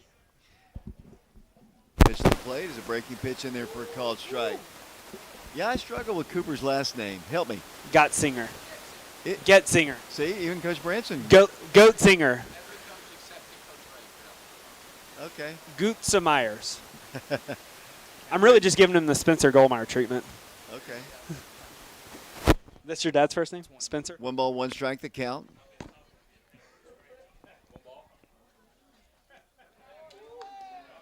That's a ball. That's a 2 balls and no strikes, the count. Peyton Winters on deck. 2 balls and 1 strike, the count. Mikey the batter. Haven't kept up with my bookkeeping here as that pitch is outside. 3 balls and 1 strike to Mikey. Mikey flew out to center field, had a sacrifice fly and an RBI. So officially he's 0 for 1 in the ball game. Pitch to the plate, down low, and that is ball 4. And Mikey advances to first, and the Wildcats have had their leadoff man on board in several innings in this one. And Peyton Witter steps in. Peyton singled his first plate appearance and grounded out to the pitcher. He is 1 for 2 in the ball game.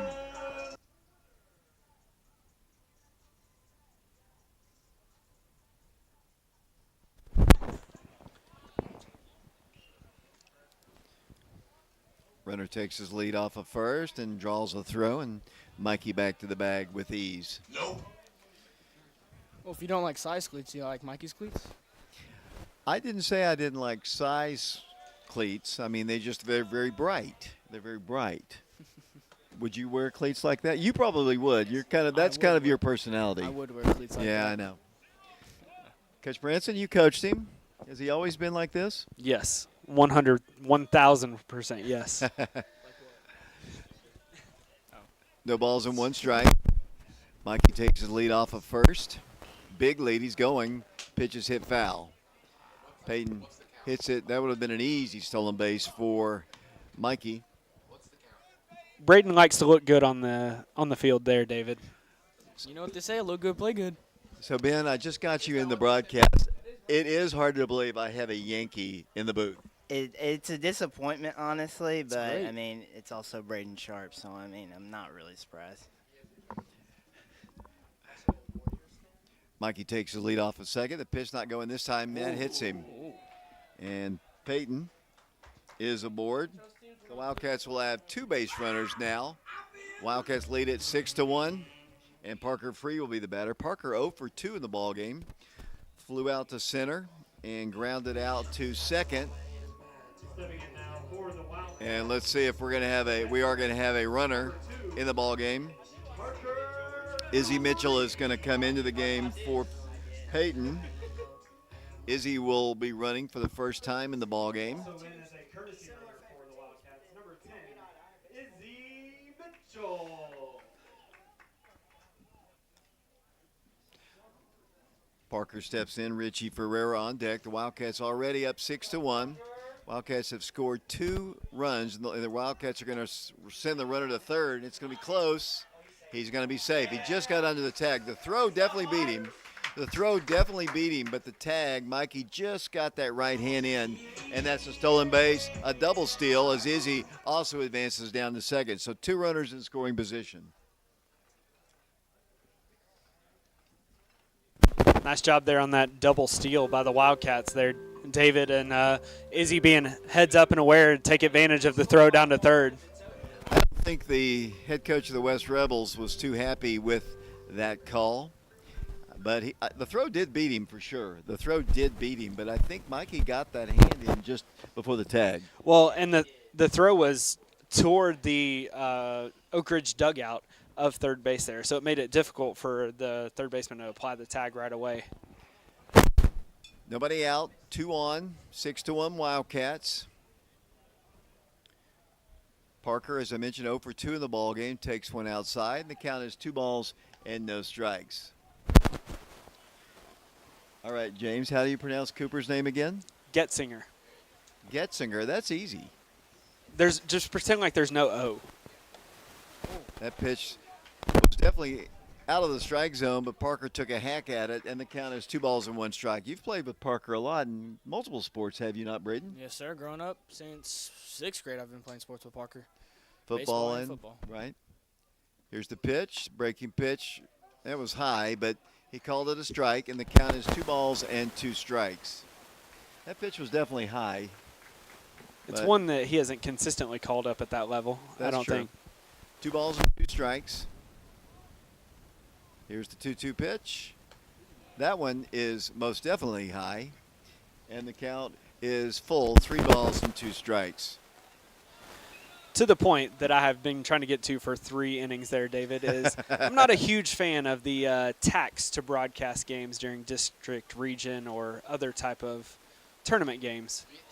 Foul tip. I think Parker says it hit the ground, and I guess he stays alive, and the count remains 3-2. Yeah, you know, especially in high school baseball, this is why I say this every year.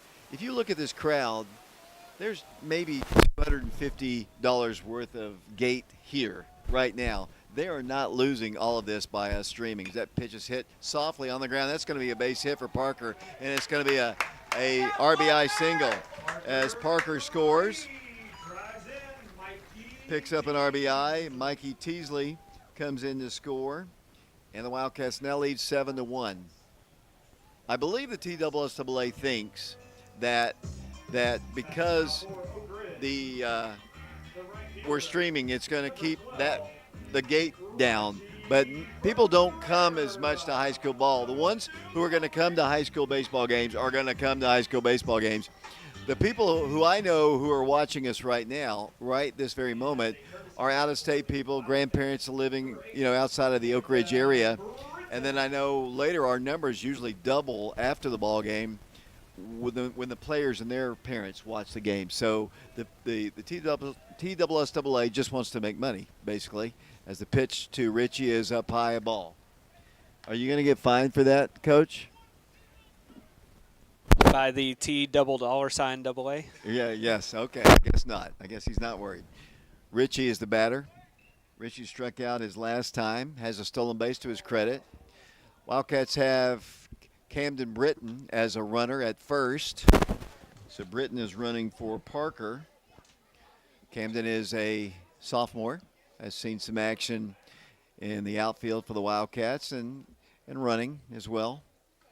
Izzy Mitchell is your base runner at third, so they're on the corners. Oak Ridge on top, 7-1. I believe there's a little bit of a discussion here about hit and run there, and Richie and Coach Freeze both reaction. I believe Cam was trying to go regardless there. 1 ball, 1 strike. Pitch is hit on the ground to the second baseman, and they do get the out at second, but they don't get Richie. But in to score comes Izzy Mitchell, and the Wildcats lead at 8-1. Camden is retired, 4-3. I think they called Richie out as well. How did they call Richie out? How in the world? I'm really confused on that call. There's no way in the world. Video evidence will not lie. That is absolutely terrible. Batting now for Oak Ridge. The left fielder, number 22. Wasn't even close. No, we watched the video back. He was gone by. He was safe by a mile. We just watched it on the YouTube, and he was safe by a mile. It wasn't even close. It was not even close. Video evidence will prove it later. Wow. It wasn't even close on the video. Pitch to the plate, the breaking pitch hit foul back to the screen. People make mistakes, but that was egregious. I mean, be nice, Caleb. He's probably my age. Which makes it even better. No balls and at least 1 strike. Wow, I cannot believe that. Thank you for bringing up the video, Braden. The pitch is a called strike. And on the scoreboard, the count is 0-2. 2 outs, nobody aboard. Peyton's back in the booth. What can we pitches the ball. And the count is 1 ball and 2 strikes. Braden, how close was that play? I mean, that was not close at all. Like, that was time and day. Caleb. 1 ball, 2 strikes. The pitch. Breaking pitch hit on the ground. High hop to the shortstop, but he throws across the diamond in time to retire Cy Stevens. But the Wildcats score again. The Wildcats, and they lead it now by a score 8-1 over the West High Rebels. We go to the 6th inning. The Wildcats in the lead. We'll be back in a moment.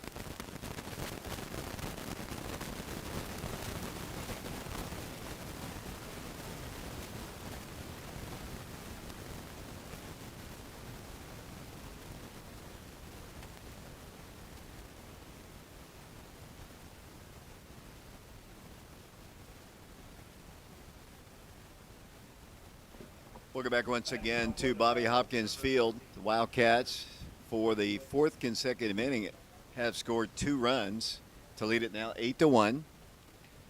Pitches a ball, 1 ball, no strikes. Carson's really pitched well. He's come into the game and has pitched, and he's been really like that most of the last second half of the season for sure. Carson's been very reliable as a relief pitcher. That pitch a little bit down low, and the count is even at 1 ball and 1 strike. Field umpires struggled today, whether it be the call at third or that play. We're all human. They count as 1 ball and 2 strikes. Was it really? Oh yeah, I remember that. I didn't remember the same umpire, but it was against Maryville. I do remember that. Breaking pitches hit foul. Last year, let's go over this, James. You remember that play? 100%. It was a moonshot, but It was foul by a lot. at least 15, 20 feet. Yes, and he called a home run. Same umpire. 1 ball, 2 strikes. Be nice, Caleb. Ball hit on the ground, third base side. Mikey fields it, has time, throws high, but in time for out number 1. Mikey loves showing off that arm. 5-3.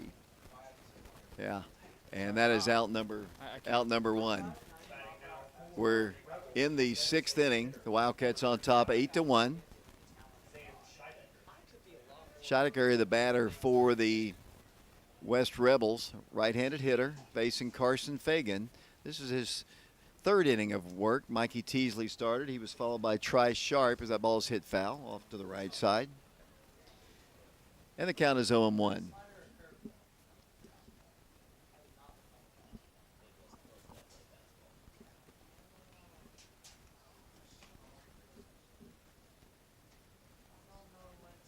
Scheidegger back in. No balls, 1 strike. The pitch. Hit softly in the right field. Richie over, though, and makes the catch for out number 2. That's Richie Ferreira out in right field for the Wildcats, and that's 2 up and 2 down. And here comes the number 4 hitter in their lineup. Braden, what has he done today? He has had a double and a fielder's choice today. 2 outs. I believe Carson is perfect to this point. Yeah, I don't think he's allowed anything to this point. Parker has the sign, the pitch, breaking pitch, and there for a called strike. And the count is 0-1. Looking in the outfield and the infield, basically the same. As we get ready for postseason play on Wednesday, that pitch is hit foul, out of play. The count is 0-2. 6 o'clock here. The format's a little bit different. It's kind of like basketball. Actually, it's more like region basketball, where the higher seeds get to host a game.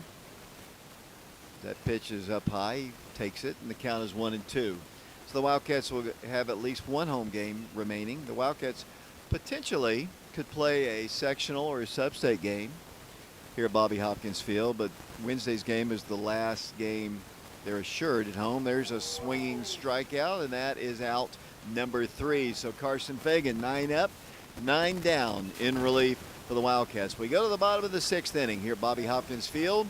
On a beautiful day for baseball, the Wildcats lead the West High Rebels 8-1, and we'll be back in a moment.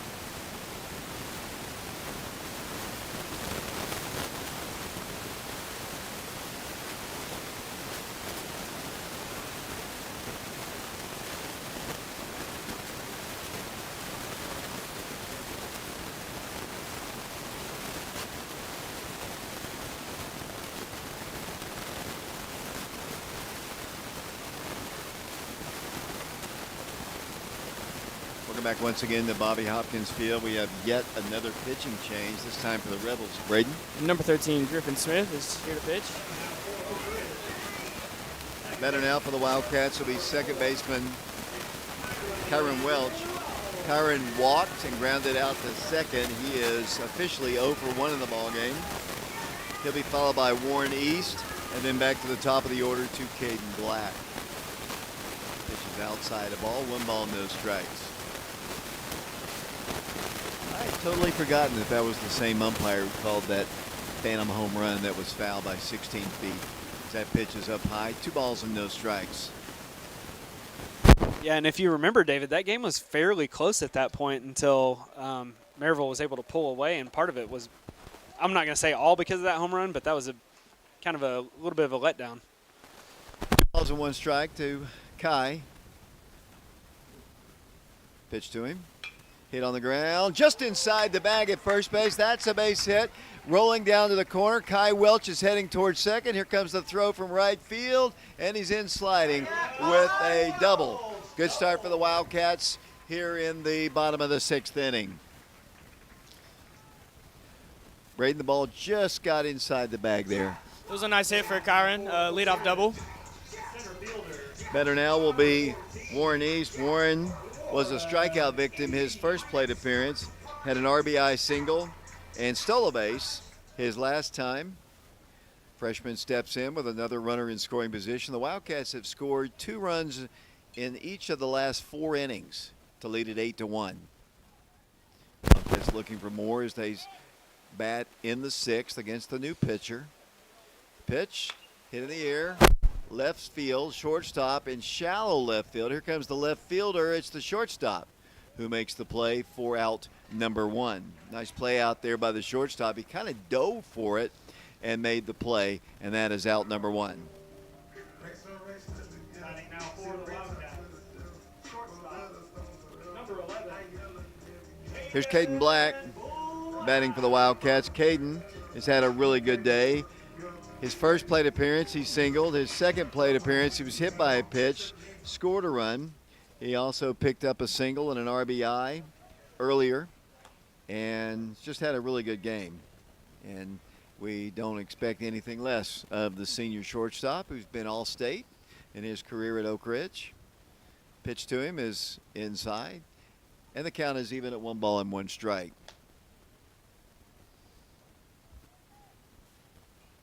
Kind of overcast skies. We're expecting rain tomorrow. Good thing we don't have ball tomorrow. We do Wednesday, 6 o'clock here at Bobby Hopkins. 1 strike pitch. Hit on the ground, foul over towards the west dugout. And Caden Black behind in the count. No balls and 2 strikes. I'm looking down to see if my good friend Ron Black Sr. is in attendance. I still don't think he's coming to the games yet. Hope to see him by season's end. He was actually here on senior night for Caden, David. That's awesome. 1 ball, 2 strikes. I've known that guy a long time. There's James Branson. I've watched his kids play, his grandkids, and hopefully someday maybe his great-grandkids if I live long enough. Yeah, it was really cool to see him out there with everybody. 2-2 pitch is up high, and the count is full, 3 balls and 2 strikes. His lovely wife, Gwen, I'm sure was out there as well. I'm sure so. Yeah. 3 balls and 2 strikes. Good family. Good sports family here in Oak Ridge over the years. The ball's ripped to right. That's the 3rd hit for Caden Black. He is exactly where we want him to be here at playoff time. And he has another RBI, and he's going to go all the way to second. And he's on base again. And I would guess we're going to speak to Caden at the end of the ball game. And the Wildcats have another run. It's 9-1 in the score for the Wildcats. Number 23. Another run was Kyron Welch. And here's Camden Welch. Kyron scored. He's in scoring position once again. There is 1 out here in the 6th in a 9-1 ball game. Wildcats look ready for the postseason, Coach Branson. Absolutely, David. As just a little bit of a update there, I'm going to give Caden a double on that, and because he hustled it out, he is just a home run shy of the cycle. Well, yeah, I don't know if I would have given him a triple on that other one. I think it was more of an error on the right fielder, but we like him. He's our friend. He wears cardinal and gray. So I didn't see his glove get on the ball there, David. Wildcats are going to have Caden at third now as he advances on a wild pitch that bounced in front of the plate. Good stop by the catcher to keep it from going behind him, but Caden's so quick, Braden, he's going to make it anyway. Yeah. Coach Branson, I think on the one play his glove didn't touch the ball, but he's just missed the ball completely. Here's the pitch to the plate. It's down low. Good stop again by the catcher. You know, I'm not – y'all are ganging up against me here. Even Braden says it might be a triple, but, you know, I think Caden's had enough triples in his career. Now, the Camden's triple, we were going to give it to him regardless because he doesn't have many. There's another base hit for the Wildcats, and there's another run. In the score comes Caden Black, and that is an RBI for Camden Welch, his second RBI of the ball game, and for the fifth consecutive inning, Oak Ridge has scored 2 runs and still looking for more, and the batter will be Mikey Teasley. Of course, in high school ball, you know this, Braden, if you have 10 runs after 5, you win the ball game. So the Wildcats could end this one right here. Wildcats have a runner at first. He represents the winning run if the Wildcats can get him in. Mikey steps in. Mikey lined out to center his first time, had a sacrifice fly and an RBI. His second plate appearance, walked, stole a base, and scored a run. Pitch to him is, oh boy, it was up high by a mile, but he called it a strike. But he has been consistent with that breaking pitch out of the strike zone. 1 ball, 1 strike, 1 out, 1 on, 2 in. 10-1 Wildcats. Pitch, hit in the air to right field, pretty deep. Back up to the fence he goes and makes the catch for out number 2. So Mikey flies out to right, and the batter will be Peyton Witter. Peyton is 1 for 2 in the ball game. He singled and was hit by a pitch. His designated runner, Izzy Mitchell, stole a base and scored a run.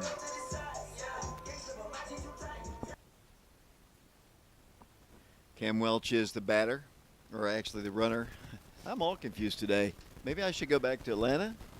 I don't know. 2 outs, the pitch, hit to the shortstop and beyond him into center field. That's another base hit. We have a play at third. Here's the throw, and he is out. So that is out number 3.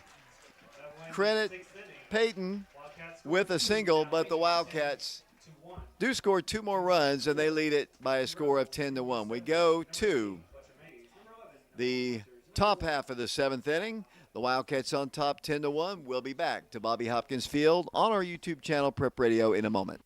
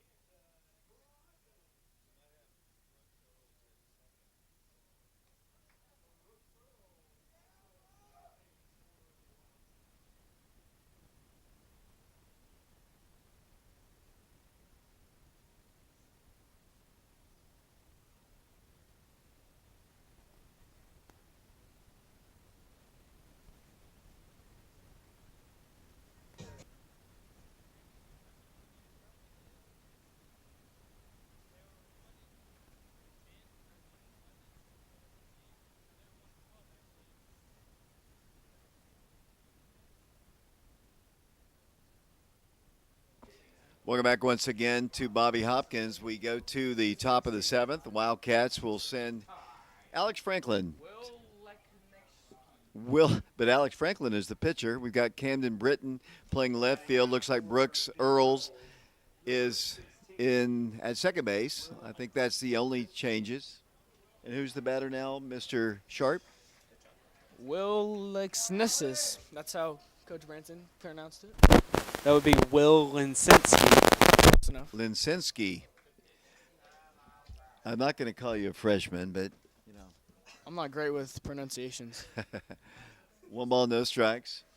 Got a sophomore camera guy as that pitch is cut on a miss. Got a freshman color guy. And Coach Branson, we got Cooper, Peyton, and Connor, the usual suspects in the press box today for our final regular season game. Pitch is outside. 2 balls and 1 strike. 10-1 Wildcats. Oak Ridge needs 3 outs. And Alex is trying to shut him down right here. Pitch is outside corner for a called strike. And I believe the count is 2-2.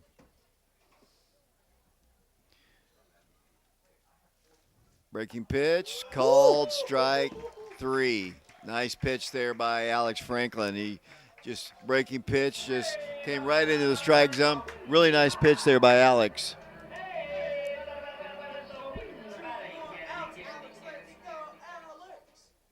Remember, stay tuned for our post-game show. I'll be speaking to several players and Coach Travis Free about the Wildcats. I think they're going to win, but, you know, they still have 2 outs to play with. The Rebels do. 10-1 is our score. 1 out. Alex's pitch is hit foul off the end of the bat into the parking lot. And right on Caleb's car. Well, Someone's car. the count is no balls and 1 strike. I told Coach Branson, who's running the sound here, as that pitch is hit right back to Alex. He fields it, runs a couple steps, underhands it to Camden Welch, and that is out number 2. And the Wildcats 1 out away from a victory to close out the regular season against a District 4 opponent. I was going to tell a story, but we're getting close to the end of the ball game. We got a new batter for the West Rebels.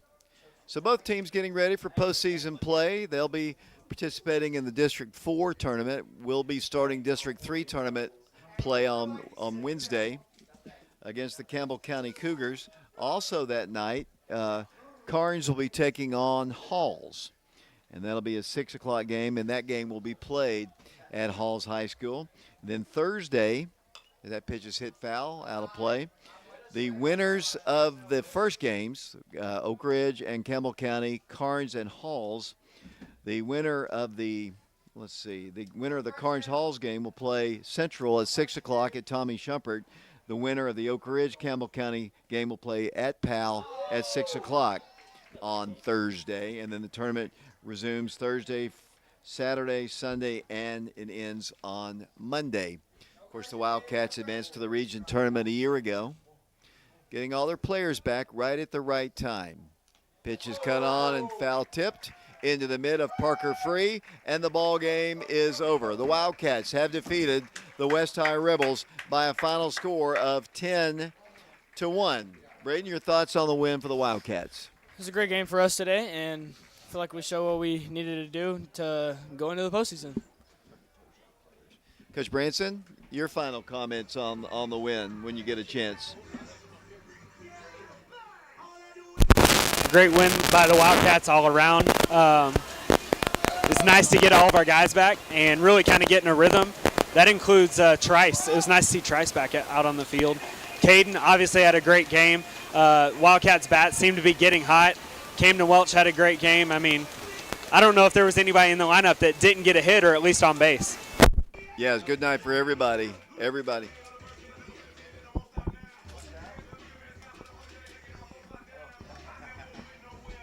Wildcats winners 10-1. Here's some of the highlights of the ball game. And remember, we will have a post-game show. Caden Black, 3 singles in the ball game. He knocked in 2 runs, scored a couple runs. Just your typical Caden Black ball game. Might have had a double, I guess. We coach in the ball game. I'd give him a double. Camden Welch had a triple and an RBI, scored a run, had another RBI on a walk and a walk.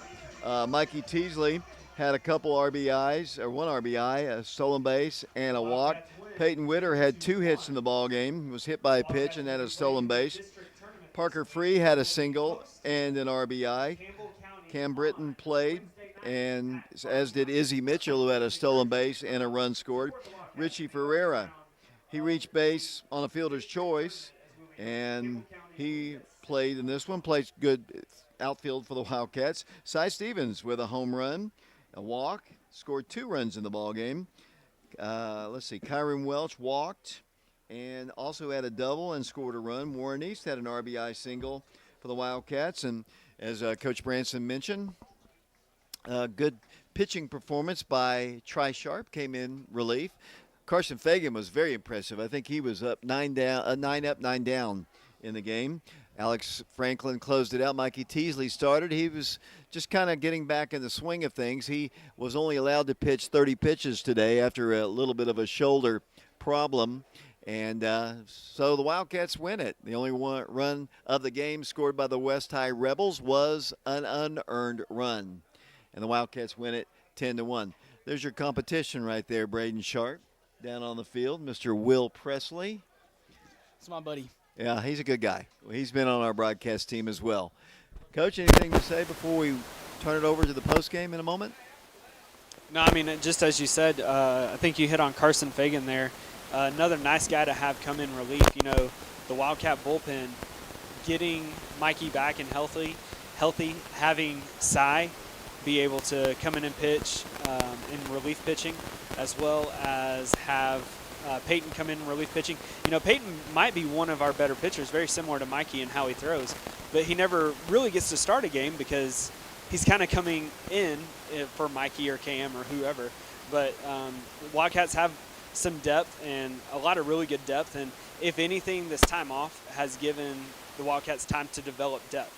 As we talked about, Noah Wood plays really well at second, and the Wildcats can move around pieces, and hopefully they go a long way in the district tournament. Let's see if Caleb has something to say. I was looking back at him to see if he had some final comments. You know, I don't know much about baseball, but I take full credit for this win as it's the first game I'm here, and we're 1-0 with me here, so I take full credit for this.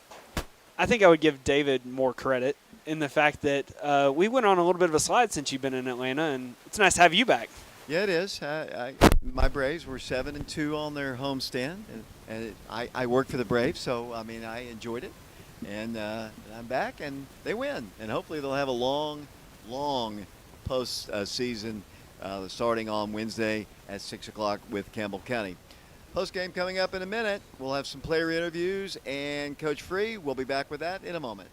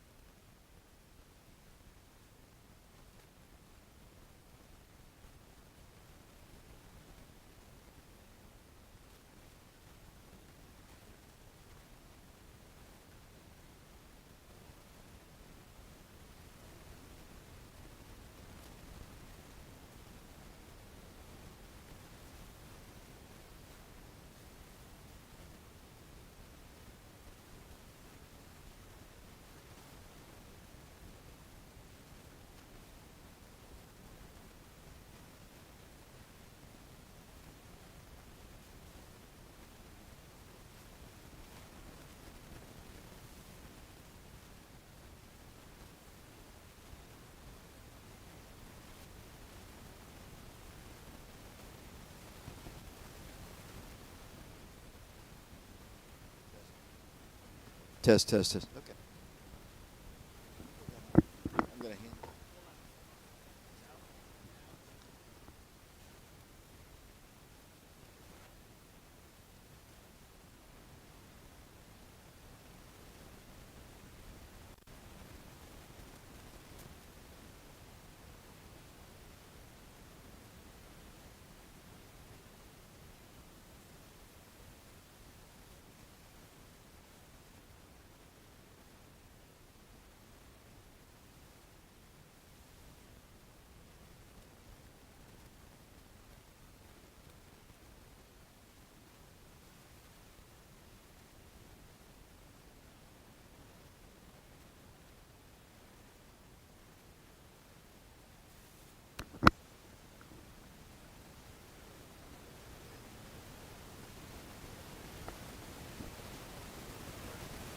Carson, you want Caden to okay?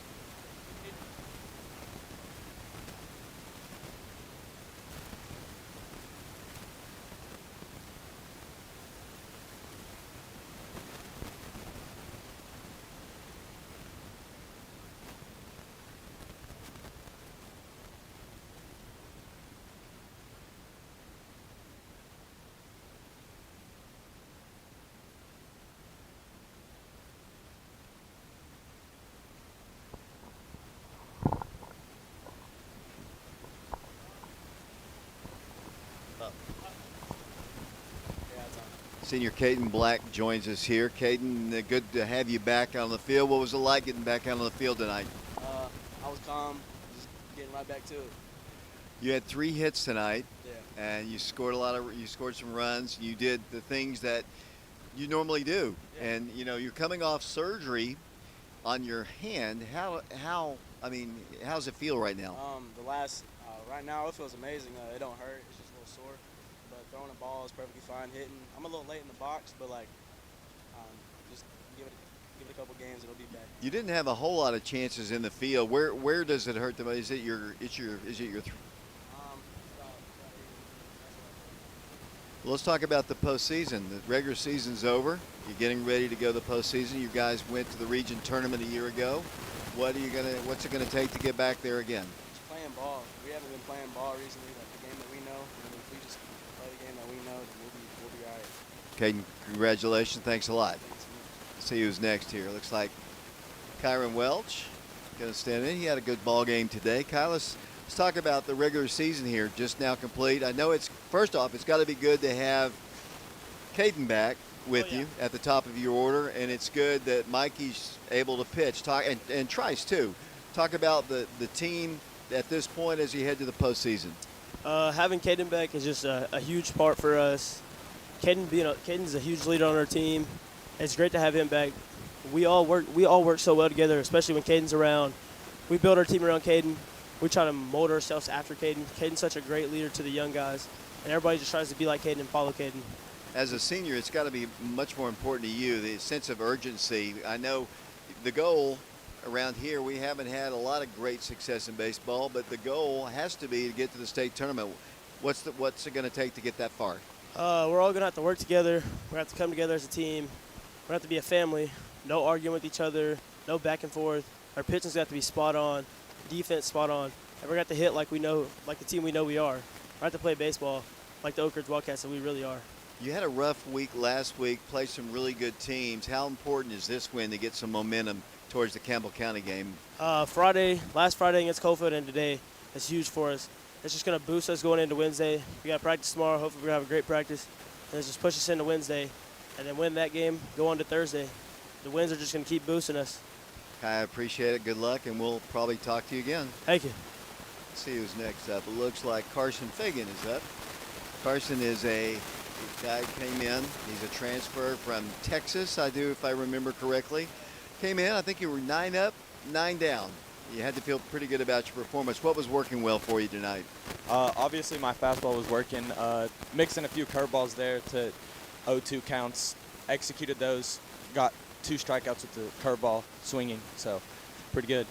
You didn't get as many opportunities early on in the season, but as of late, you've been pitching quite a bit. What has been the difference in the early stages? Maybe Coach Freed starting to trust you a little bit more, getting to know you a little bit better? Yes, just been practicing executing pitches, and that's really it. You know, you've played a little in the field. Where do you see yourself go down the road as a position player? Where do you see yourself playing? Obviously, Caden Black's leaving this year, so shortstop, there's going to be a hole, and he's going to need someone to step up and fill that position. Let's talk about the postseason. You're getting ready to start play against Campbell County. They're down this year, and presumably you would win that ball game and move on to play a team that swept you, perhaps. If Powell wins their game, I think they're well, it would be Powell, at Powell. What's it going to take to get over the hump against Powell if indeed that's the opponent and you do get to play them? Obviously, just pitchers executing their pitches and hitters knowing they can hit the ball and just base hits. As Campbell County rolls in for the last regular season game, you could, or actually last postseason game, you could get one more game back here, but you're not guaranteed that. How important is it to get a chance to play at least one more game here at Bobby Hopkins? It's a whole tradition here, just staying on at home, introducing players, pregame and everything's just so much better at home. You're a young guy facing a lot of good hitters. Do you get nervous at all coming into ball games, or is it just baseball? It's just baseball. Carson, I appreciate it. Good luck the rest of the way, and we'll probably talk to you again. Thank you. That is Carson Fagan. He is a member of the Wildcats. Pitched 3 scoreless innings. Here comes Coach Free, and we'll get the camera settled on him. Coach Travis Free, the head coach. You got some people playing around you, but Coach, rough week last week. I was talking to the guys here, but how important was it to get the momentum of this win today as you head to the postseason? It's huge. Momentum is always a big deal in baseball, but if you look at it, yeah, we did have 4 tough games last week, but it was all decided by, 2, 4, 6 total runs. Everything was close. Every game was tight.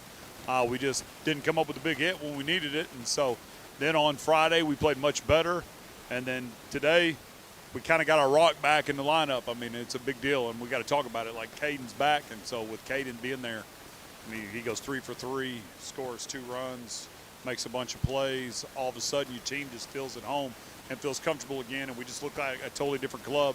And we executed on pitching, which was great. Like, we executed. We were going to roll everybody on short pitch counts, make sure we were rotating them in and out. And then Carson kind of got a hot hand. I think he threw like 30 pitches through 3 innings.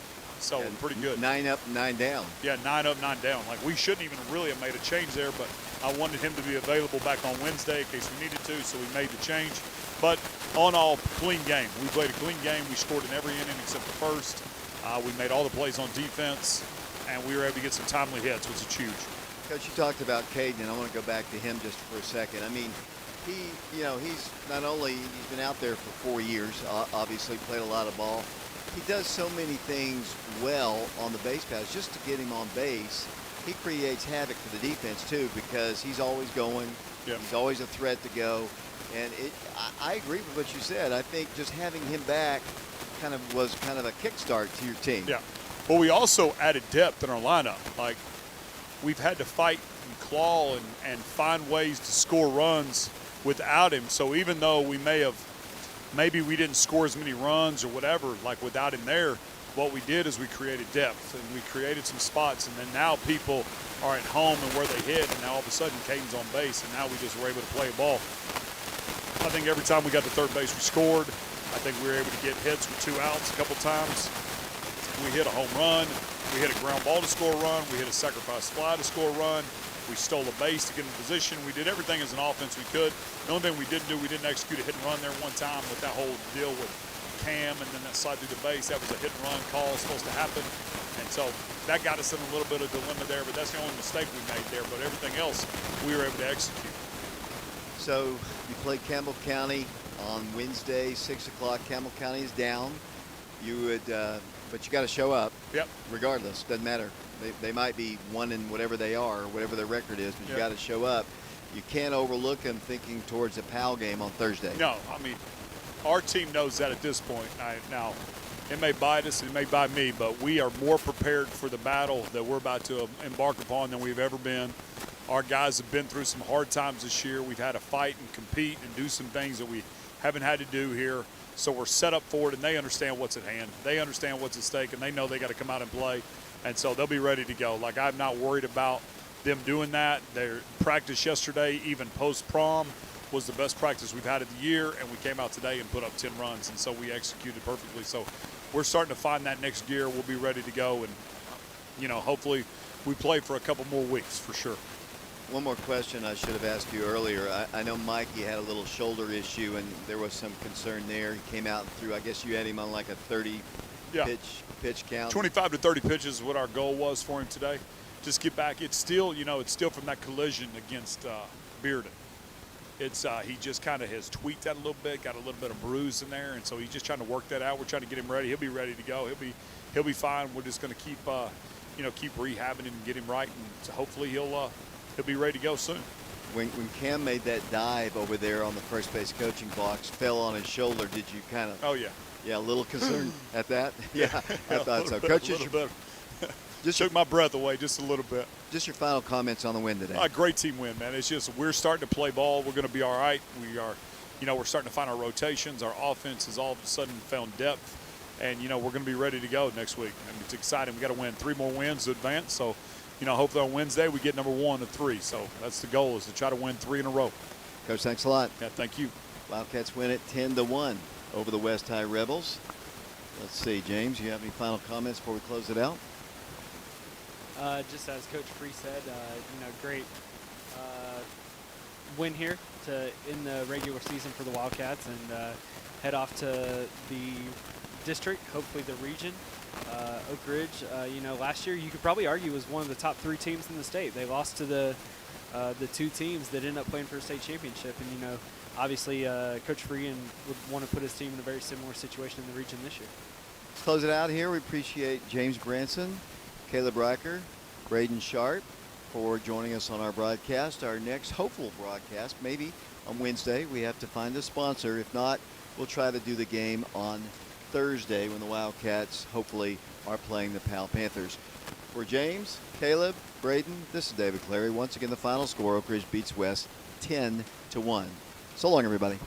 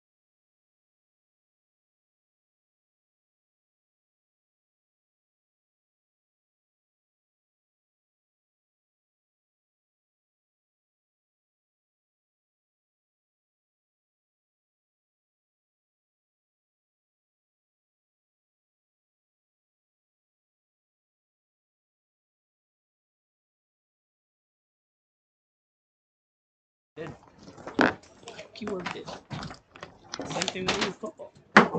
They like to say that I still play, or that I'm gonna play. We would like for you to play. I know. And I just point it's up to you. Yeah, it is, but you'll have fun. You'll have fun. Hey,